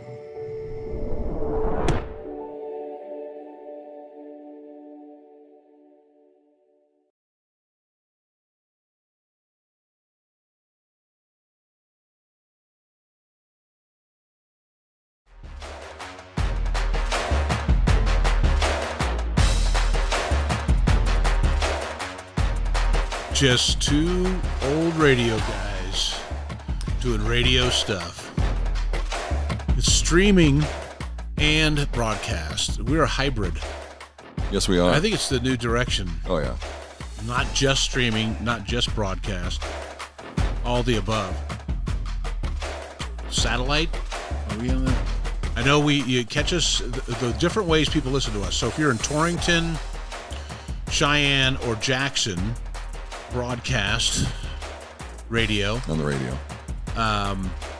But if you're anywhere else on the planet, it's cowboystatedaily.com. While you're there, subscribe. And then you bring through the drop down for the radio or YouTube. Yeah. Punch it in. You saw I got it up on the big screen in the living room here. So if you want to see what it was kind of a trip because it's on a delay. So when I walked out there, I saw myself. I was like, wow. Yeah. There I am. I told you, you look good. You look good. And then X Live as well. Was that Tris? Did you see him? He's coming. Up? Right on. Yeah, Tris Munsick. And without the innocence. Yeah. Is here. The guilty one is here. The guitar's with him. Yeah, he's got his guitar. Oh, awesome.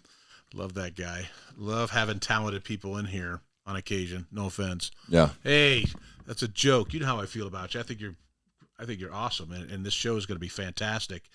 And so we do need to talk maybe a little bit more about it, just to reset. We're anticipating the show launching. Come on in, Tris. I didn't even turn off the mic that time. A week from tomorrow, Sundays, 6 a.m. to 10 a.m., Jeff Rickett, formerly a country station morning show DJ here in Sheridan. What else? I know I've got pictures of you doing play-by-play. Yeah. And I've heard you do, and I think you're really good at that, too. Yeah. I love doing play-by-play. Oh, man, you're good at that. And I did 10 years of Sheridan Bronx and Lady Bronx. Yeah. Football, basketball. So no wonder they're so good. Yeah, I started the streak. Yeah, I bet. I had they haven't lost since I left. Yeah, I invited Coach Mowry. He was here, and he's done plenty of interviews. He's a great interview, by the way. Yeah, great guy. And a pretty good coach. Yeah, he's all right. 4 straight. He's got the number 4 longest streak ever. Winning streak in the nation right now, and he has the all-time Wyoming winning streak. Yeah. For football, and I mean. We've been here, Deb and I have been back to Sheridan for 6 years now, and they've never not been great, not just good. So even if they lost in the state championship. Even if they lost 1 or 2, they're still in the championship. They're still there. So 9 out of the last 11 state championships. And I mean, there's something in the Little Goose Creek. Yeah, it's crazy. People are doing. So, all right. So once again, let's talk about your show. And what's going to be in it, on it, and what do you hopefully going to do. Don't be stealing my. I'll be stealing all of Baggs' guests. Yeah. If they're on Saturday, they'll be on Sunday. Yeah. No, just kidding. But yeah, it's going to be music, it's going to be artists, sports, national topics. We'll focus on Wyoming because we are Cowboy State Daily. Yeah. What's coming up? We'll probably do a lot of stuff. To give you a quick heads up, it's been a little bit difficult for me because I live here in Sheridan, Wyoming. Yeah. And I have to apologize because I also lived in Wheatland, Wyoming, worked in Slater, Wyoming, have friends all over Wyoming. And I ended up talking, like I had the Mayor Brundage on last week, Sheridan's mayor on, and then I have the Sheridan Bronx football coach on. I'm learning to expand. Ladies and gentlemen, I've been a broadcast guy my entire career, so it was just as far as the signal could reach was all I had to worry about. Now I have to think outside the box and outside the Sheridan Bighorn Mountain Country when I'm booking the shows. Yeah. So I'll be more outside of Sheridan County. Okay. so you can look forward to that. Yeah. So you're trying to get all my fans in Baggs to listen to you instead. Yeah. Whatever. My aunt lives in Baggs, so she'll be listening. She used to listen to my morning show. Ask her if she's seen my dollar bill with Baggs was here stuck in the ceiling at that bar. Probably. I think there's 2 roads in Baggs. It's not very big. No. But when I get there, I always announce, I have returned. Yes, I'm here. The mayor is back. Yes, indeed. But yeah, so we'll do all kinds of stuff. And I love to interact with my audience. So that's going to be a big part of it as well. So be ready to call in, click on a Zoom link, get into the show. Well, I mean, we're going to see how it evolves, but we'll probably have a guest and then say, hey, what's your reaction to the guest? I want to hear it. Yeah. You know, get interactive with me. And we'll have from entertainment to the mayor to whatever's going on. And I like to see what's going on at the pub station up in Billings. Yeah. Get some of those artists on. You know, now Jackson's been having a lot more artists. And yeah. Well, I have, with Cheyenne Frontier Days. Yeah, Frontier Days coming up. It's our event. So I do pay attention to that. I have guests on with Cheyenne Frontier Days. We had, what's the gentleman's name? He's in charge of booking all the acts. Oh, wow. And had him on, and he was able to line up. And that was when they were just announcing that that Ian was going to be. It was the last night. I don't have it written down here, but they were able to announce the last act of the book here on the show. So I do pay attention to things that are going on around the state. It's just not as easy because I don't live in Medicine Bow when they're having a Medicine Bow days or something. But I'll try to pay better attention, ladies and gentlemen. But seriously, if when you're booking guests, what topic? Like for me, it's veterans issues. Like I just had Brad Walden on. Yeah. And he and I talked about veterans issues. He's with the Wyoming West Warriors Foundation, incredible organization doing things for veterans. And so whenever I have a hole in the schedule somewhere, I'm very likely to seek out somebody from the VA, the VOA, the Warriors, etc. How about you? What's a pet topic that you're likely to go to? Probably music or sports or about anything. But I want to do more sports. What are you? So you're a Broncos fan, right? No, I'm a Steelers fan. Here, you live in Broncos country. I just got to tell you. Yeah. Did I tell you how I ended up here on Cowboy State Daily? How Jimmy rediscovered me? I mean, you knew he and I did radio together in China. Okay.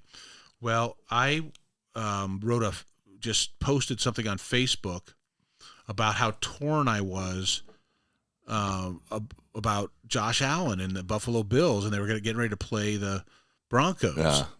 And I'm a huge Broncos fan, but Josh Allen, you got to have a little soft spot for Josh. I am bitter that the Broncos didn't draft him, idiots. And so I said I think that the Wyoming is split because Josh is one of ours now. Yeah. Whether we had 3 years of him, and now we own him. He's ours. Yeah, we ours.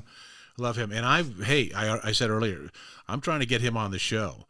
All you can do is ask, and I am this close to, not him, I'm not stalking Josh, but his management and agents and so forth. They're hearing from your buddy Bags because, I want to chat with that cat. Oh, yeah. Well, now's the time. It's the off season. Yeah, he's got time. Hey. I know he just got married. He's probably on, Who wouldn't want to be, he doesn't have to sit in that chair. No, we can do it over Zoom. He doesn't have to bring a guitar. No. But we could Zoom it. Anyway, I'm trying to get him too. But I want to do more sports. Yeah. And I just have to. And I just thought of somebody that I want to get on who would be a great guest. Dave Logan, if you're out there listening, the voice of the Broncos. Friends, tell him Bags is looking for him. He'll probably go into hiding. We had Alan Roach. Oh, Alan. He was Alan Roach. The funny thing about him, when I was the production director, the FM side, Mark Moore was the AM production director, but it was just KOA and the Fox back in the olden days, 2 stations, right? And I'm doing production with this weaselly voice. Then Alan comes in. Alan Roach shows up one day, and I remember when he walked out of the room, everybody was looking at each other, we're done. Yeah. See ya. We better get a different job. Alan Roach. And again, for those who don't know, when you get on the train at DIA, welcome to Denver. The doors are closing. Yeah. You are delaying. Stand by. Yeah, that's Alan Roach. Yes. You approaching Gate B. Yes. You approach the Alan Roach. I'm just telling you right now. And I've become, 43, 44 years in radio. I'm a voice snob. When I hear, that's a good radio voice. Even if it's on a female. Yeah. On a woman, she's got the smooth jazz female voice, etc. It's hard not to. And the crazy thing with Alan is that's his voice.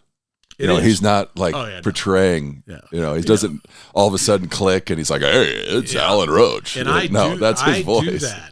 And I've been accused of that. Well, when I first started, my wife would always say that. Oh, you just went into your radio voice. Yeah, exactly. Well, sorry, honey, I didn't mean to do that. I'm from the 1980s radio, and that's just what we did. From the wax of the track to the best on wax. Yes. Exactly. I'm out of time with you, pal. Oh, I got to go. I'm getting booted. The post.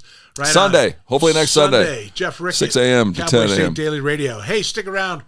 Tris Munsick and his guitar on Cowboy State Daily. Cowboy State Daily Radio and your buddy Bags. We'll be back. It's time to take a look at what's happening around Wyoming. From the Cowboy State Daily newsroom, I'm Wendy Kaur. A Crook County prosecutor this week filed 4 more charges against a Moorcroft man accused of touching little girls sexually during church services. This is after 2 more alleged victims have come forward. 64-year-old Charles Massey pleaded not guilty Thursday in Gillette to the total of 9 charges he now faces. That's according to Cowboy State Daily's Claire McFarland. The new charges stem from new allegations where the investigator basically found 2 more girls. He was hearing that other families were victimized, and he found these girls, and they couldn't get in for forensic interviews until June. And they're describing him allegedly touching the one, him allegedly kissing the other in a very non-platonic way. Massey originally faced up to 81 years in prison, but now could get up to 156 if convicted on all charges. While Wyoming has remained relatively quiet on the coal seam fire front so far this summer, the same can't be said for just across the border in Montana. There, temperatures are soaring past 100 degrees and vegetation is drying into tinder, creating the perfect environment for smoldering underground coal to become raging wildfires. Cowboy State Daily's David Madison reports the thermal imaging drone last month identified 107 new burning coal seams. A coal seam is a place where coal is literally popping up above the ground or just beneath the surface. The conditions haven't gotten to the point where in Wyoming, those smoldering coal seams, which which can be at 3,000 degrees, like a steel forge, those have not ignited any wildfires yet, but they have over the 4th of July. In fact, on the 4th of July in Powder River County in Montana, they had a 5-acre fire break out. All those coal seam fires that are burning, it's like they're unattended campfires out there. There are dozens of underground seams of coal in northeast Wyoming which can smolder for years before something kicks them up to the surface. Wyoming rang its newly restored replica Liberty Bell and unveiled an amped-up tour of the restored state capitol on Thursday. It was all part of the kickoff to the nation's 250th anniversary next year and the 135th for Wyoming statehood. And Cowboy State Daily's Renee Jean was there. The Capitol, they did the restoration project a little while ago, but along with it, they have created this revamped kind of souped up tour that really shows the history of Wyoming and the state capitol. And there are just all kinds of these cool Easter eggs on the tour. The other part of the story, Wendy, is today, for the first time in a long, long time, they rang Wyoming's Liberty Bell. And this was part of a kickoff for the nation's 250th anniversary. But it's also the birthday of Wyoming, 135th birthday for Wyoming. While the main thrust of the Capitol restoration was life and safety, as well as a better, more efficient space, the attention to historic details in the restoration could be a boon for tourism. I'll be back with more news right after this.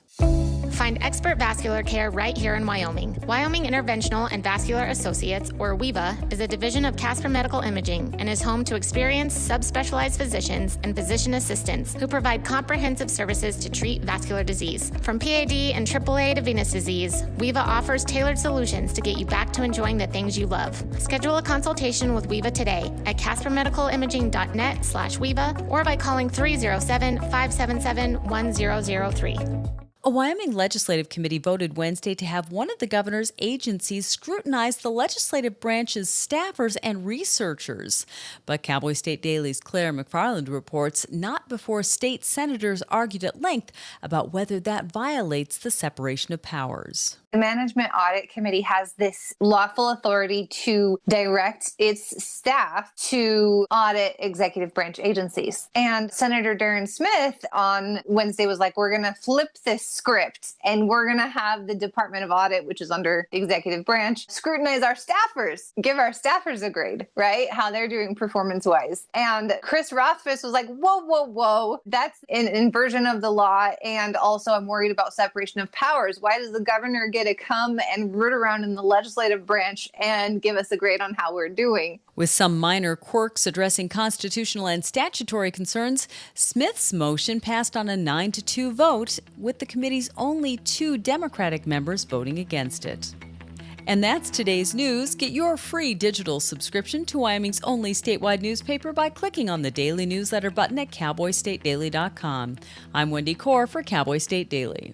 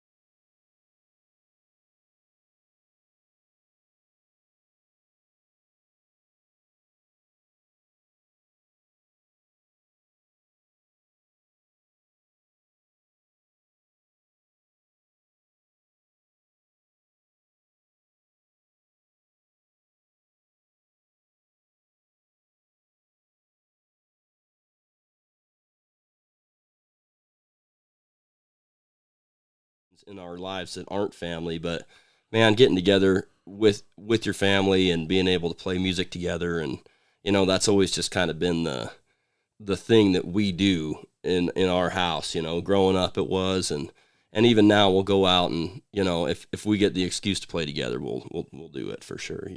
My dad's playing with us tonight, so you fun. bet. Yeah. So what a great handle, Tris Bunsick and the Innocents. I love that. And the obvious question is, why are they innocent, and are you guilty of something? So the story behind the band name, when we formed years ago, we were just kind of, you kind of only got one shot at that, so you're like, let's not screw it up with the band name thing. But I was living in Montana at the time, and we went down to Virginia City, towards Dillon, around Dillon country, Ruby River and Big Hole country, and we were just kind of driving around camping and hanging out, and we read this story about this sheriff back in the gold rush days in Virginia City named Henry Plummer, and during his tenure as sheriff, the payload stage on this for these gold mines kept getting held up and robbed, by this masked gang, of guys, and this guy could never catch him, and finally the townsfolk figured out that he was the leader of that Innocence gang. That was the name of the gang, was the Innocence gang, and they caught, so it was their own sheriff, and they strung him up, lynched him in Virginia City. I wondered if it wasn't something like the Jesse James and the Hole in the Wall gang kind of thing. We thought that was pretty fitting for our band. You bet. Well, so where with Sheridan Wild Rodeo wrapping up today, are you guys playing somewhere tonight? We are. We're at the Sheep and Wool Fest in Buffalo at the fairgrounds tonight at 8:00. There's a joke in there somewhere. There's got to be. I know people are saying it at their own homes right Shows now. my maturity finally. Thank you. I let that one slide. But You've grown up, John. Nice. Playing the sheep and wool. Yeah. There's jokes. Hey, there's plenty of jokes. God bless you guys out there. I know. But go ahead. I'm sorry. So it'll be. Is that a fundraiser or?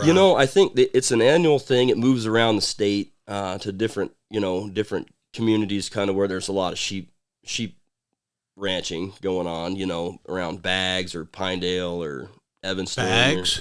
Baggs. Big you ever fan been of through Baggs, there? Wyoming. Oh, yeah. You could be the mayor of that town for sure. I do. I've been through there, and I've actually, at the bar there's a dollar bill stuck up there that says Baggs was here. Nice. So. We'll look at it. I'll look for it. I'll send you a picture next time we're through there. It'll be fun, though. I think they got all sorts of, sheep and wool related stuff. So, and we'll go on kind of after dinner and after the rest of it and play the dance. I got a text from somebody, my pseudo technical producer, that said while you were singing and playing the guitar, the mic wasn't on. Oh, that sounds like most of our shows. So nice. What I was going to ask you to do, if you don't mind, I love that song, but you don't have to do that one. But can I talk you into playing another little tune for us? You got it. Yeah. And I'm making sure that the mic is on. So what do you got for us this time?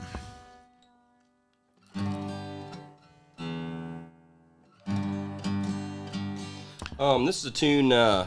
Since it's Wild Rodeo season, I wrapping up Wild Rodeo. This is a song called Tuning. Live radio, ladies and gentlemen. It's how it works. I like watching how it works, that device you have on there. I'm unfamiliar with that. Yeah, it's just kind of makes it less painful for everybody in the audience. So is this one from the new album? Yeah, this is our newest single. This one's called King of the Cowboys. I wrote this tune with a great songwriter out of Nashville named Trent Willman, and he had a great career in the 90s and 2000s as an artist himself, and now has written a bunch of songs that other people have cut, and he's a producer and a great singer and songwriter. But I had the opportunity to write with him a couple of years ago, and nothing really had happened with this song, and we decided to cut it on this last album. So excellent. Yeah, here's Well, King I'm of the going to do Cowboys. the intro for you. From the album Big Medicine Moon, here's Tris Munsick on Cowboy State Daily Radio, taking us right into the commercial break. Let's hear it.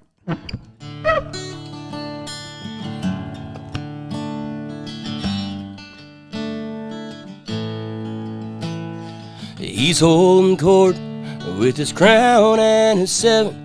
Tells the boys when he ruled the rodeo trail like his faded old Stetson. He's broken and weathered by the storm clouds in his eyes. It's easy to tell he's got demons from devils he's ridden, but the one scar he still keeps hidden. He was king of the Cowboys, throne and gold buckles, still hangs like a ghost on the wall. But the glory and crowd noise are dusty old memories that don't mean a damn thing at all. He made peace with the close calls, broken bones and bad broncs. One fall still haunts his dreams, 'cause the king of the Cowboys can't find a way to let go of his rodeo queen.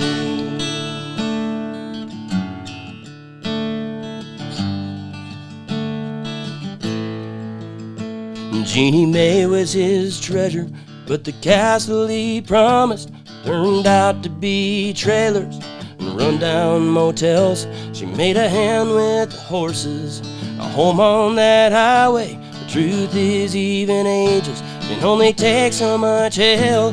He was king of the Cowboys, throne and gold buckles, still hangs like a ghost on the wall. But the glory and crowd noise are dusty old memories that don't mean a damn thing at all. He made peace with the close calls, broken bones and bad broncs. One fall still haunts his dream, 'cause the king of the Cowboys can't find a way to let go of his rodeo queen. Deep down he's still hanging on to his genie in a bottle, wishing she ain't really gone. He was king of the Cowboys, throne and gold buckles, still hangs like a ghost on the wall. But the glory and crowd noise are dusty old memories, don't mean a damn thing at all. He made peace with the close calls, broken bones and bad broncs. One fall still haunts his dreams, 'cause the king of the Cowboy can't find a way to let go of his rodeo queen.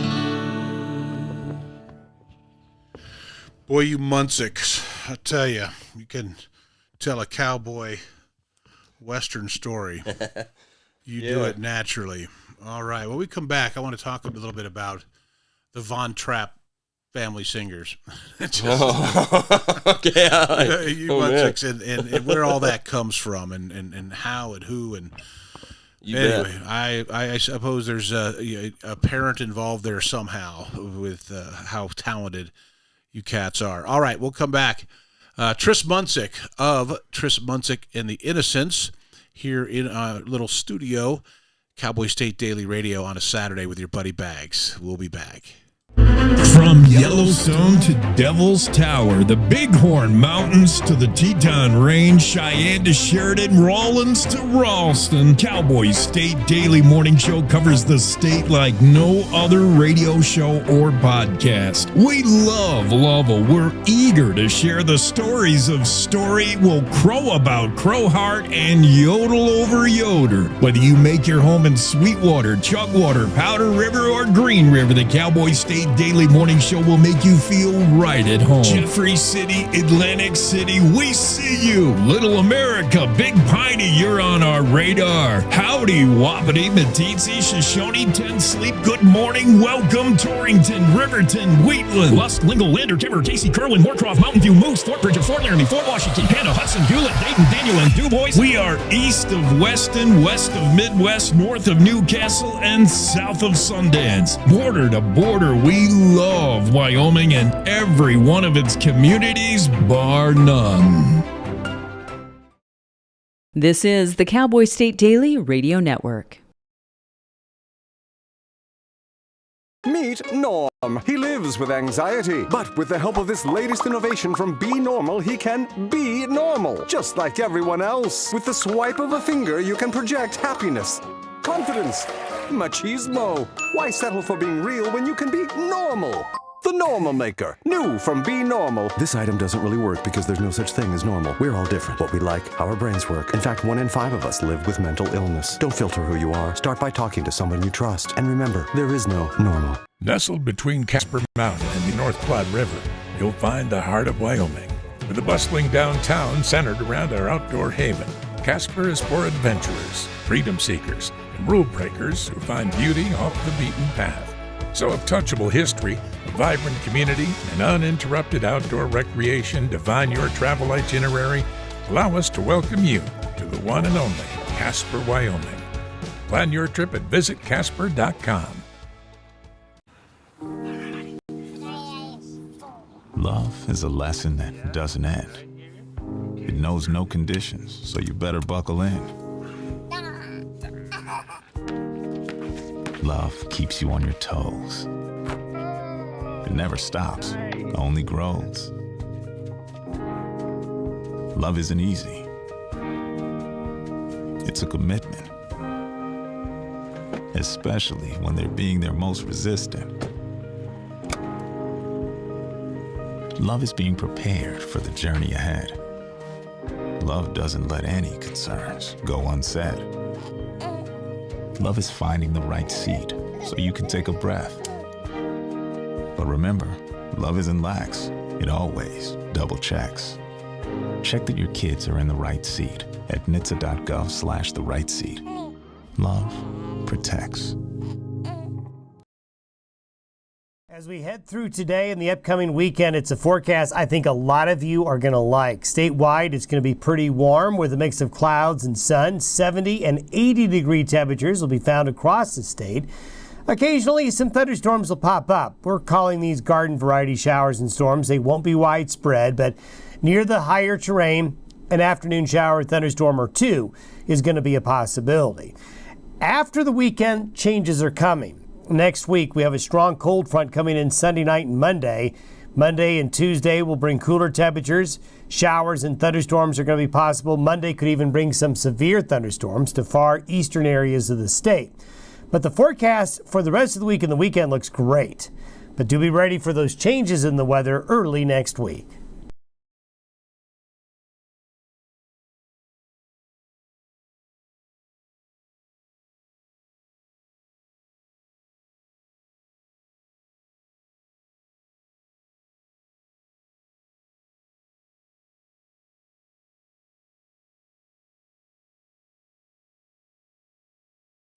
Yeah, it's 62 degrees here in Sheridan, sunny skies.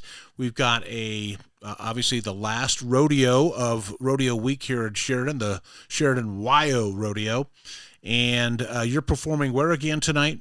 We are in Buffalo at the fairgrounds for the Wyoming Sheep and Wool Fest. Yeah, this is Tris Munsick of Tris Munsick and the Innocence. We just found out. Did we get serious about where you were serious about the kind of the hole in the wall gang reference how we got to the Innocence? Not because you're guilty of something. No. Well, yeah. Not saying we're not. But. Yes and no is the answer. But where are you in the lineup of the brothers? And is there a sister involved too? Nope, 3 boys. Yeah. My mom was hoping for a girl, but never got it. I'm the oldest, and then our middle brother Sam, and he and his family ranch out on the Powder River. plays music also. And then our youngest brother is Ian, who I'm sure most of your listeners have heard of. Well, absolutely. And boy, are we proud of him. He's like Josh Allen, you know how we've adopted him. Yeah, he belongs to all of us. Yep, exactly. Your whole family does. We claim you up here. It's pretty impressive. How, when, where? How do you get 3 talented musicians? So I have a son who's Special Forces military, and I have a son who is an actor and a stand-up comedian, and so that was our house. Yeah, that's one crazy. This way, and the other went that way. How does somebody corral 3 boys into being not just musicians, but extremely talented musicians and entertainers? Well, yeah, thanks. I mean, it is pretty amazing, you know, that all 3 of us took to it, you know, and that all 3 of us liked it. And sometimes I feel like, you know, if something's so present in your household growing up, you know, some siblings will really take to it and some will just go as far as they can the other direction, you know, but it really is a testament to both of my folks. My dad is a great musician, and he really is, you know, and songwriter, and my mom isn't musical, but she sure appreciates music, you know, and really saw, you know, the benefit to having us be, you know, music in our household and having us play from a really young age. So, you know, from when we were 5 or 6 years old, they started us on piano, and then, you know, really had us listen to different genres of music, you know, classical and jazz and blues and rock and rap and whatever, you know. So it's just kind of, they really promoted that in our household, I think, kind of without pushing us so hard that we hated it, you know. Well, so that's the fine line. It is, yeah. And we chase somebody away from their passion by you know, overdoing it and piling on. Yep. So they did something right or wrong, I guess, however you want to look at it. But so you guys live the ranching life too. That's hard work. That's a lot of work. So it's hard to, you know, to become this proficient at your craft here, while still, you know, stacking hay, building fence, and, you know, scooping horse poop out of barns and stuff, you know, that kind of stuff. So you guys must have, your parents must have found a good balance. Yeah, you know, I think we grew up in a house where we didn't have a lot of downtime. You know, we didn't watch much TV. We didn't have TV as kids, and, you know, we all kind of like working. We all like working outside too, and it really is kind of a nice balance. You know, you playing music for a living, you kind of start feeling like a vampire. You know, you're inside, you're up at night, and you're riding in long van rides. You know, until Bags says, "Come on, exactly, come on over and play some music." yeah. I want a free show. I'm cheap. But I mean, it does give you a pretty good balance when you can come home and, you know, get horseback, or you got things to do, you know, working with your hands. And that's, it also is, it's kind of where all of us, I think, draw our inspiration for writing music too. So it's, you know, one doesn't really exist without the other half for us. No question. So did you guys have other passions? I mean, did any one of you want to be a steer wrestler? At least you and Ian are big steer wrestler builds, but you certainly look like you could ride a bronc or a bull based on your body type. Yeah, well, you know, our middle brother Sam rode bareback horses for a while. Did he? High school and college rodeoed. You know, I don't know about Ian, never did, and I never really did either. I fell off. Sam's the only one that I haven't met. Okay, so I've met Ian and you, and is Sam? Yeah, bigger or he's our same. We're all within a quarter of an inch of each other. Got it. Because Dave, your pop, he's a strapping cowboy. What happened? The hell? Yeah, exactly. The height gene got lost in there somewhere. I think. No doubt. Well, you made up for it in the musical gene. Yeah, maybe. That's for dang sure. No doubt about it. So, so before we get to this really cool part of your tour that's coming up. What do you have coming up for Tris Munsick and the Innocence? Yeah, so our stomping grounds are mainly kind of around the Rocky Mountain West, like Montana, Colorado, Dakotas, Nebraska, sure, Nevada, Idaho, kind of, that's kind of our main stomping grounds. And when, we'll get out of there once in a while.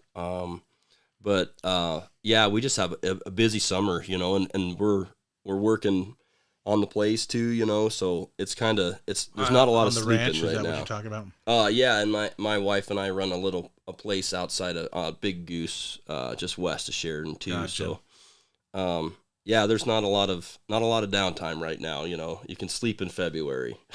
Yeah, this is tour time, brother. Yeah, it is. Yeah. So really cool. So I was picking your brain about what's going on in your world and so forth. You guys are heading over the pond. Yeah. What's up? We leave Monday. Where are you going? We're going to. We got four shows in Europe, and we're going to Germany, Austria, Switzerland, and Liechtenstein. Wow. Which will be a lot of fun. Yeah, das ist gut. Yeah. I've heard there's good beer over there, so we'll have to try some of that. You bet. Too. So what do you got? You want to strum? Before I get to that, I was going to ask you to play another song. That's how excited I am that you're here. Oh yeah. But so what was the motivation of obviously Bavaria? Sorta is the direction. So just in case, that's just why I have this here. Yeah, we're looking. Thank you, Bavaria. Is that where it is? We've been these little stars. This represents where we've been, and you can see. Oh yeah, cool. We've spent significant time.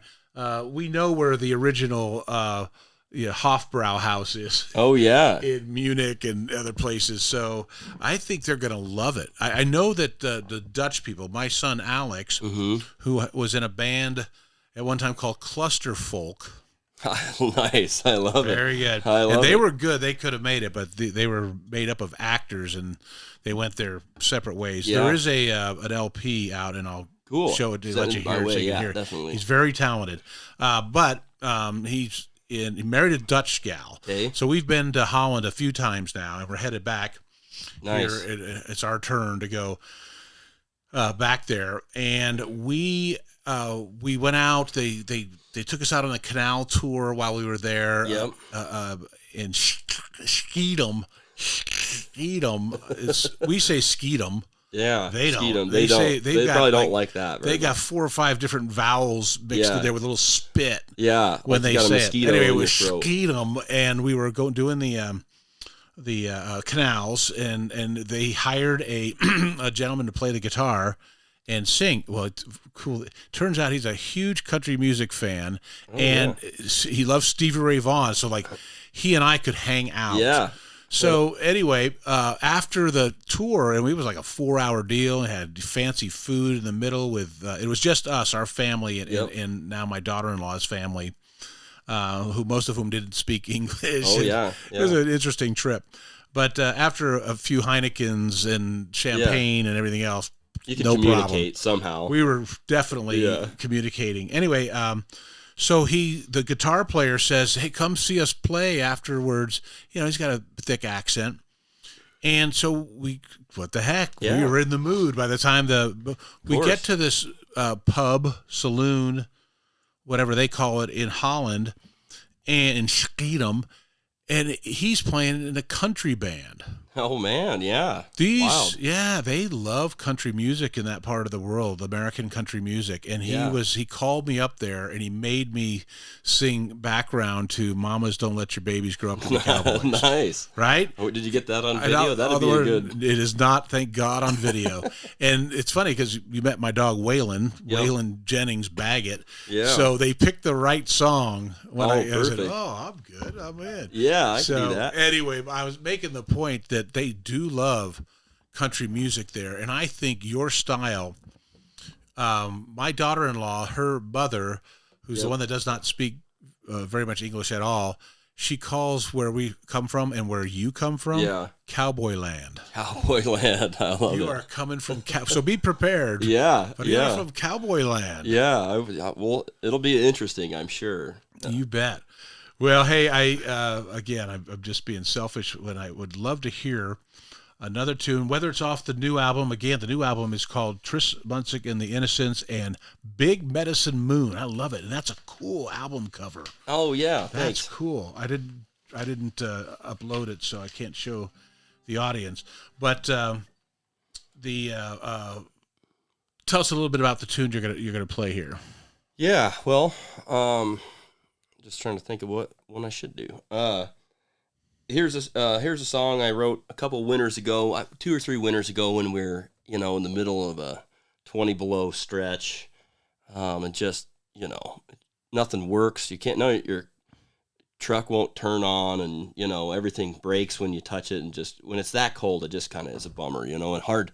You're kind of just surviving at that point. Your Tesla won't. Your Tesla won't charge, hold the battery, and my, anybody who can, I feel like, goes south and winters out in Arizona or wherever, and you just rope and golf all winter. And I was just this jealous of everybody I knew who was down there. Does sound pretty good sometimes. Yeah. So this song was born of spite. Right on.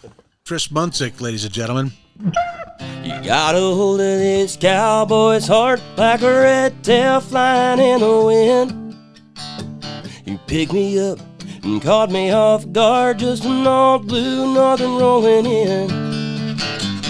Baby, you get your saddle and load the old feather light down.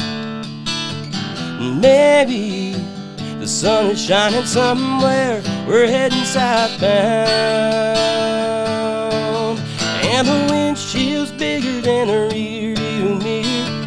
Let's get away while the highway's clearing, out here on the road beneath our wheels. You got me spinning like a radio dial, playing our song as the miles fly by and melt away every kiss we steal. Well, the steers went $1.85 last fall, so we got a little money in the bank. For once I can't hear the wild wolf howl, I'll drop another 100 in the tank. Baby, go get your saddle and I'll load the old feather light down. Maybe the sun is shining somewhere, we're heading southbound. And the windshield's bigger than a rear view mirror. Let's get away while the highway's clearing, out here on the road beneath our wheels. You got me spinning like a radio dial, playing our song as the miles fly by and melt away every kiss we steal, every kiss we steal.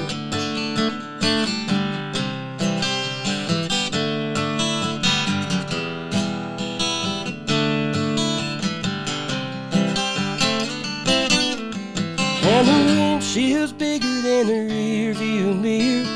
Let's get away while the highway's clearing, out here on the road beneath our wheels. You got me spinning like a radio dial, playing our song as the miles fly by and melt away every kiss we steal, every kiss we steal, every kiss we steal.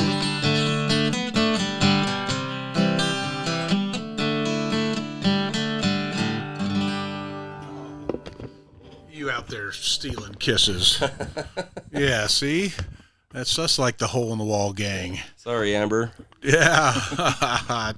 Tris Munsick of Tris Munsick and the Innocence. Man, I'm so glad you made it here this morning. Yeah, thanks, Bags. This is fun. Oh, it is. Man, such talent. I want to talk a little bit about your brother, Ian, and his incredible honor coming up here after this break. It's our last break, and we'll be back with Tris Munsick, with your buddy Bags on Cowboy State Daily Radio, and it is 9:41.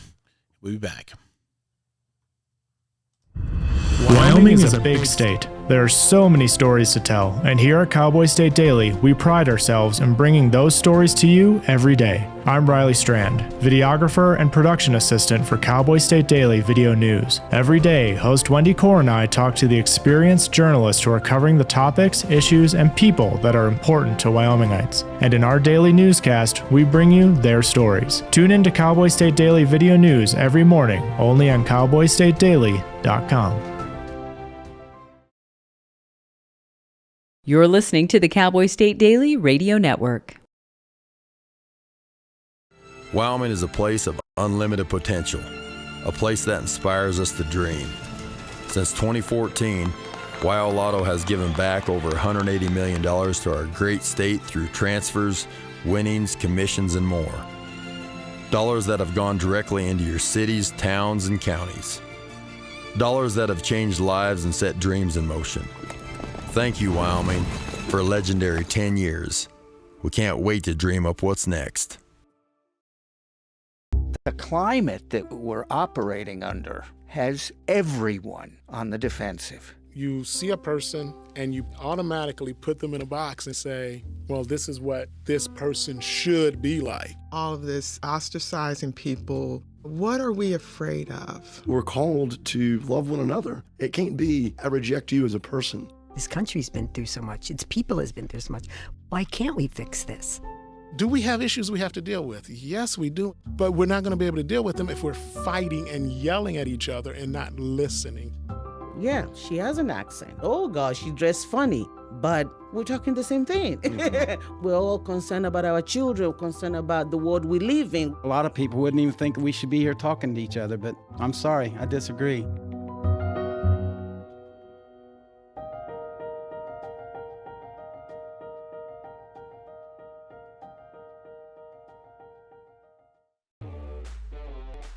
Year after year, we continue to serve new neighbors across our state. For over 40 years, our trust and wealth management services have grown our roots in Casper. And now we're excited to have offices in 3 Wyoming cities. We're here to help you achieve your financial goals and provide the kind of service that you expect from a Wyoming business. Because at Hilltop Bank, community means Wyoming.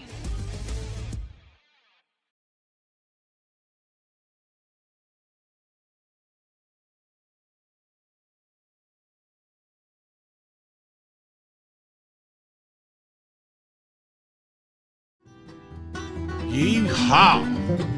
I'm doing that thing just right for last day of the rodeo here in Sheridan, Wyoming. Were you at the parade yesterday? Did you make it? We did. Yeah, we took our little boy to the parade. He had a blast. I had my nephew here with me, and we were taking him down there, and we got right there to where we were going to stay, and it just started raining sideways. Oh, yeah. And he was wearing shorts and a T-shirt, and I wasn't even prepared, because it's been 100 degrees here for like a week straight. I actually think everybody was glad. Yeah, it was nice. It cooled things off. So anyway, it's just been a great 2025 Sheridan Rodeo, and now we've got Cheyenne Frontier Days coming up here in 10 days? Yeah, a couple weeks. Wow. Yeah. And one of the great stories here in Wyoming is one of our own, Ian Munsick, your younger brother, and his band are the opening act. No, headliner. The headliner. Yeah. With Tris Munsick as Travis Tritt. Yeah. You can see where I could make that mistake there, right? We got Travis the same Tritt, haircut. Tris Munsick. Yeah, you betcha. Anyway, it is his opening act, and so the headliner is Ian Munsick, and we just couldn't be prouder to have that. If I'm proud, how do you guys feel there at the Munsick household? It's just been so cool to watch him, that star, rise, and he doesn't take any of that for granted. He knows this is it's a tough business, and your odds of hitting, the way he has are so small, and it's really a factor of just those guys, first of all how good he is and his sound that people really like, and then how hard those guys work.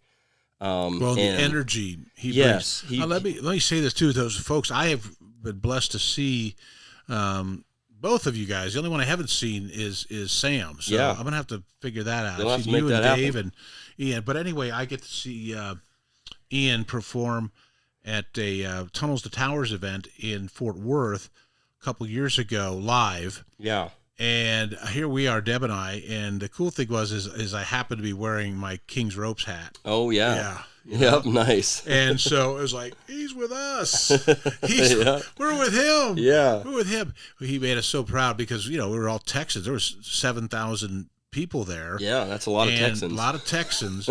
And your brother was so cool mentioning where he's from. And he is definitely a representative. He is representing the Cowboy State, and I love that about him. And the energy, oh my God, on stage. Yeah, he brings it every night, And a cool thing about Cheyenne. Well, I mean, there's a lot of cool. It's just cool that he's doing it, but Travis Tritt, as you said, is opening up the show, which is Travis he's a legend and he's great. And a cool thing is when one of the things that kind of kicked Ian's career off was these 1 Minute Mondays back when he'd do like 1 minute of a cover song every week, and just play an acoustic or whatever. And one of those he convinced Travis to do one of those videos with him, which was huge. And Ian was just a college kid at Belmont, and Travis was nice enough to be on one of those 1 Minute Mondays, and man, people loved it. Of course, it's Travis Tritt singing with you. You bet. And to have that kind of come full circle, and to have Travis be joining him on stage is a real cool thing. And and I think they've kind of developed a relationship over the years, and but that's pretty neat to come full circle on that, and to do it at the daddy of them all is pretty awesome. Oh, it's awesome. I've probably been to 30 or between 30 and 40 Cheyenne Frontier Days. Used to do my show. I was doing radio in Laramie, and then Cheyenne, and then Denver. And I would bring my show, and then when I became an executive producer down there, I'd bring 2 different Denver shows to Cheyenne Frontier Days because we found out through Colorado Travel and Tourism that they guesstimated during Cheyenne Frontier Days, those 10 days, somewhere in the neighborhood of 280,000 Coloradans were headed up to Cheyenne Frontier Days. Yeah, that's so we crazy. Said, if they're going, we're going. We Yeah. should be where our listeners are going. And plus, he did Red Rocks. Yes. Now, we lived for 30 years in the same house, about door to door, 7 minutes from Red Rocks. Oh, We yeah. lived in West Denver, the Lakewood area, and we hiked that area. Oh, yeah. So we were very familiar with the park. But I would go see bands at Red Rocks that I didn't even like. Yeah, just to go to Red Rocks? Just to be at Red Rocks and see a show. I wasn't even a fan of them or anything. So they'd say, hey, what do you want to do? Let's go to Red Rocks. And then, just luck find of the out draw. who's playing when we get there. That's cool. But did he relay that experience? Oh, yeah. I mean, we all went down for that one. And he'll sometimes, he's nice enough to, drag us up on stage for a couple songs Did and he? stuff. And it was. I love it when you guys so do cool. that. I just love it. I mean, and just, there's no way you can't just be humbled standing on that stage. I've been to Or the multiple shows, Beatles. too. Yeah, exactly. The Beatles played there, for God's sake. It's crazy. Have you ever seen that U2 video of Bloody Sunday? Bloody Sunday. What is it? Sunday Bloody Sunday. Yeah, I have. Yeah, That's Red Rocks. Yeah, for sure. There, and it's just incredibly iconic. But I didn't know you guys got up on stage with them. Yeah, it was pretty neat. Did you do a song, or did you just we did wave a at the couple crowd? songs. Yeah. I blacked it out. I can't really remember if we sang it or not. But yeah, we did a couple songs with him, and just, I mean, man, sold out crowd, and just the acoustics in there, and just the whole atmosphere it was pretty special. Wow, I can't even imagine. The last show I saw at Red Rocks you'll appreciate it. It was Cody Jinks. Cool. Yeah. It was right when the summer we moved up here. For me, it was moving back here. And it was just, I mean, I'm a Cody Jinks fan anyway. Yep. But that was the last show that I saw at Red Rocks. So I'm always curious when I'm talking to musical artists, who do you listen to? I mean, you got yourself in your monitor, so you can't help that. But then who do you like, and who, flips your switch? Who I really have been listening to a lot these days, who has just a kick-ass band, is a guy named Jesse Daniel, and he's originally write Bakersfield these down. guy. If I don't know him, I'm going to write them down. Oh yeah, write him down. As far as a traditional kind of honky tonk country band going, we played with him in Key West a couple of years ago at the same festival, and we got to see him live. And he's actually headlining the tour that I'm going over to play in Europe. So just to be able to travel around with those guys will be a lot of fun. And they're just nice dudes, and I don't know them very well, but just seems like just working guys. But they bring the heat every night. And if you like country music, like, they lay it down. I mean, and it's so that'll be pretty fun to travel around with those guys. But otherwise, I definitely mix it up. If somebody in the band has somebody they've been listening to, we'll throw it on and in the van and check it out. I've been really jamming the Chet Baker Sings album. Not familiar with that one either. It's cool, man. I'm I getting think education 60s. here. I think it's maybe 67 or something. And he was just such a great trumpet player, But there you go. His singing is awesome, and I've been listening to that one the last few days. But Merle Haggard's probably my favorite songwriter.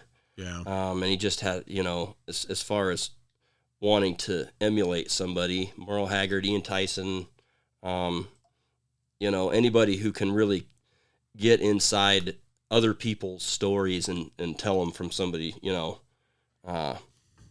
stories that maybe wouldn't be told otherwise. And I think Merle's one of the best for that. Well, I totally agree with you. I think, anything outside of, you just mentioned Chet Baker, outside of country music, rock and roll. I mean, I was talking to Jeff Rickett, who was on here last hour, and he's a headbanger, and I'm I'm a mix between country and hard rock, are my formats. And I mentioned the fact that I love rodeo. I'm 64 years old, and I still want to grow up to be a cowboy. We never missed Frontier Days. We never missed the National Western, and we never missed the Ohio Rodeo. We go 4 out of 4 nights, and I love rodeo. And but what I notice when the saddle bronc or the bareback or the bull comes out, it ain't Loretta Lynn. No, it's not. It's rock and roll. Yeah, so any of that stuff do you like? Oh, I for sure do. I've always liked rock and metal too. But I'm an old school Metallica fan. Black Sabbath. Do you know the last concert I went to? 2 weeks ago, Metallica Friday night. Took my 3 nephews. At Mile High, right? At Mile High, yeah. How was it? It was awesome. Yeah. It was awesome. It was crazy. But this is the 3rd time I've seen them, and I hadn't seen them in 15 years. Yeah. And the fact that they are still that good, in great shape, and they put on just a violent, head-banging, great show. I saw them last time they came through at Mile High, and then we saw them the same year at Aftershock in Sacramento too, and that same year, and it was, man, they're great. Oh, I know. Just lay. So it's kind of funny when somebody asks me. Of course, if you went through my my music playlist here, you would see there's very little. And I stopped doing. I used to say when somebody, what kind of music you like, and I say, well, I really don't like rap, or I really don't like hip hop, or whatever. And I stopped doing that. Yeah. Because then I hear a rap song that's talent. Yeah. Or I hear a hip hop song, that's just a great song. And so I don't do that anymore. I leave it wide open for whatever's good. And so in your downtime, somebody catches you, you might be listening to some Merle Haggard, some some old school country? Yeah, you know, if I depending on what I'm doing, you know, I mean, if you're at the gym working out, you're listening to Volbeat or Metallica. Volbeat, or, Warriors Call. Oh yeah, I love those guys. It's on that playlist. I think Denmark maybe, somewhere over there. I think we could hang out. We could. Sounds like. Let's do it. Because my dog's name is Waylon. Yeah, yeah. But I also had an Angus. Oh yeah, who was the one before him, nice. and he was Angus Young Baggett. Angus Young Baggett, Waylon I like Jennings. So you know where I'm going with that. Hey, I'm almost out of time, and I thought how cool it would be if you could play us out. Yeah. And again, I just want to emphasize that it is a private event tonight over at the. I don't think so. I think you can get tickets and go, and you probably just get them at the door. Okay, say it again. What we're performing tonight. We'll play at the Johnson County Fairgrounds tonight for the Sheep and Wool Festival. Gotcha. We go on at 8:00, but I think there's a dinner beforehand, and they got stuff kind of going throughout the day too. You guys got to check Tris Munsick and the Innocence out. I have on a few occasions, and it's always a great time. You're going to be up on your feet trying to two-step or jitterbug. I don't know what they run into in the arena there, but it's just good time, good music. And congratulations on a great new album. Congratulations on a European tour coming up. Jeez, man, when do you just start sitting around doing nothing? I know, That's pretty awesome. Congratulations. So, all right, just one more, and if I start fading you out and we hit the news at the top of the hour, sounds great. I'm not going to tell you so I can hear the rest of the song. Yeah, they can hear the rest tonight. It'll be just us. Yeah, that's right. Take care, and thanks. I so appreciate you coming on. Tris Munsick, ladies and gentlemen.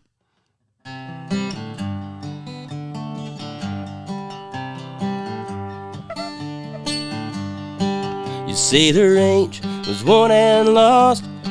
Son, you're looking at a brand new day. Horses are tame, the outlaws are gone. The sun is setting on the cowboy way. Buddy, I hear you talking, but you're wrong. There's still a few out there who hear the lonesome coyote song. They are the children of the sand and the sagebrush, caught somewhere between the wind and the wire. Out in the middle of the sand and the sagebrush, living and dying is who they are. Born to ride this land, and children of the sand and the sage. I think Geronimo said it best. While I'm living, I wanna live well and bury my bones facing way out west, so people know I gotta tell the tale before you carve the words upon my stone. Here's what I'd like to say in the days after I'm gone. We are the children of the sand and the sagebrush, caught somewhere between the wind and the wire. Out in the middle of the sand and the sagebrush, living and dying is who we are. This is the Cowboy State Daily Radio Network.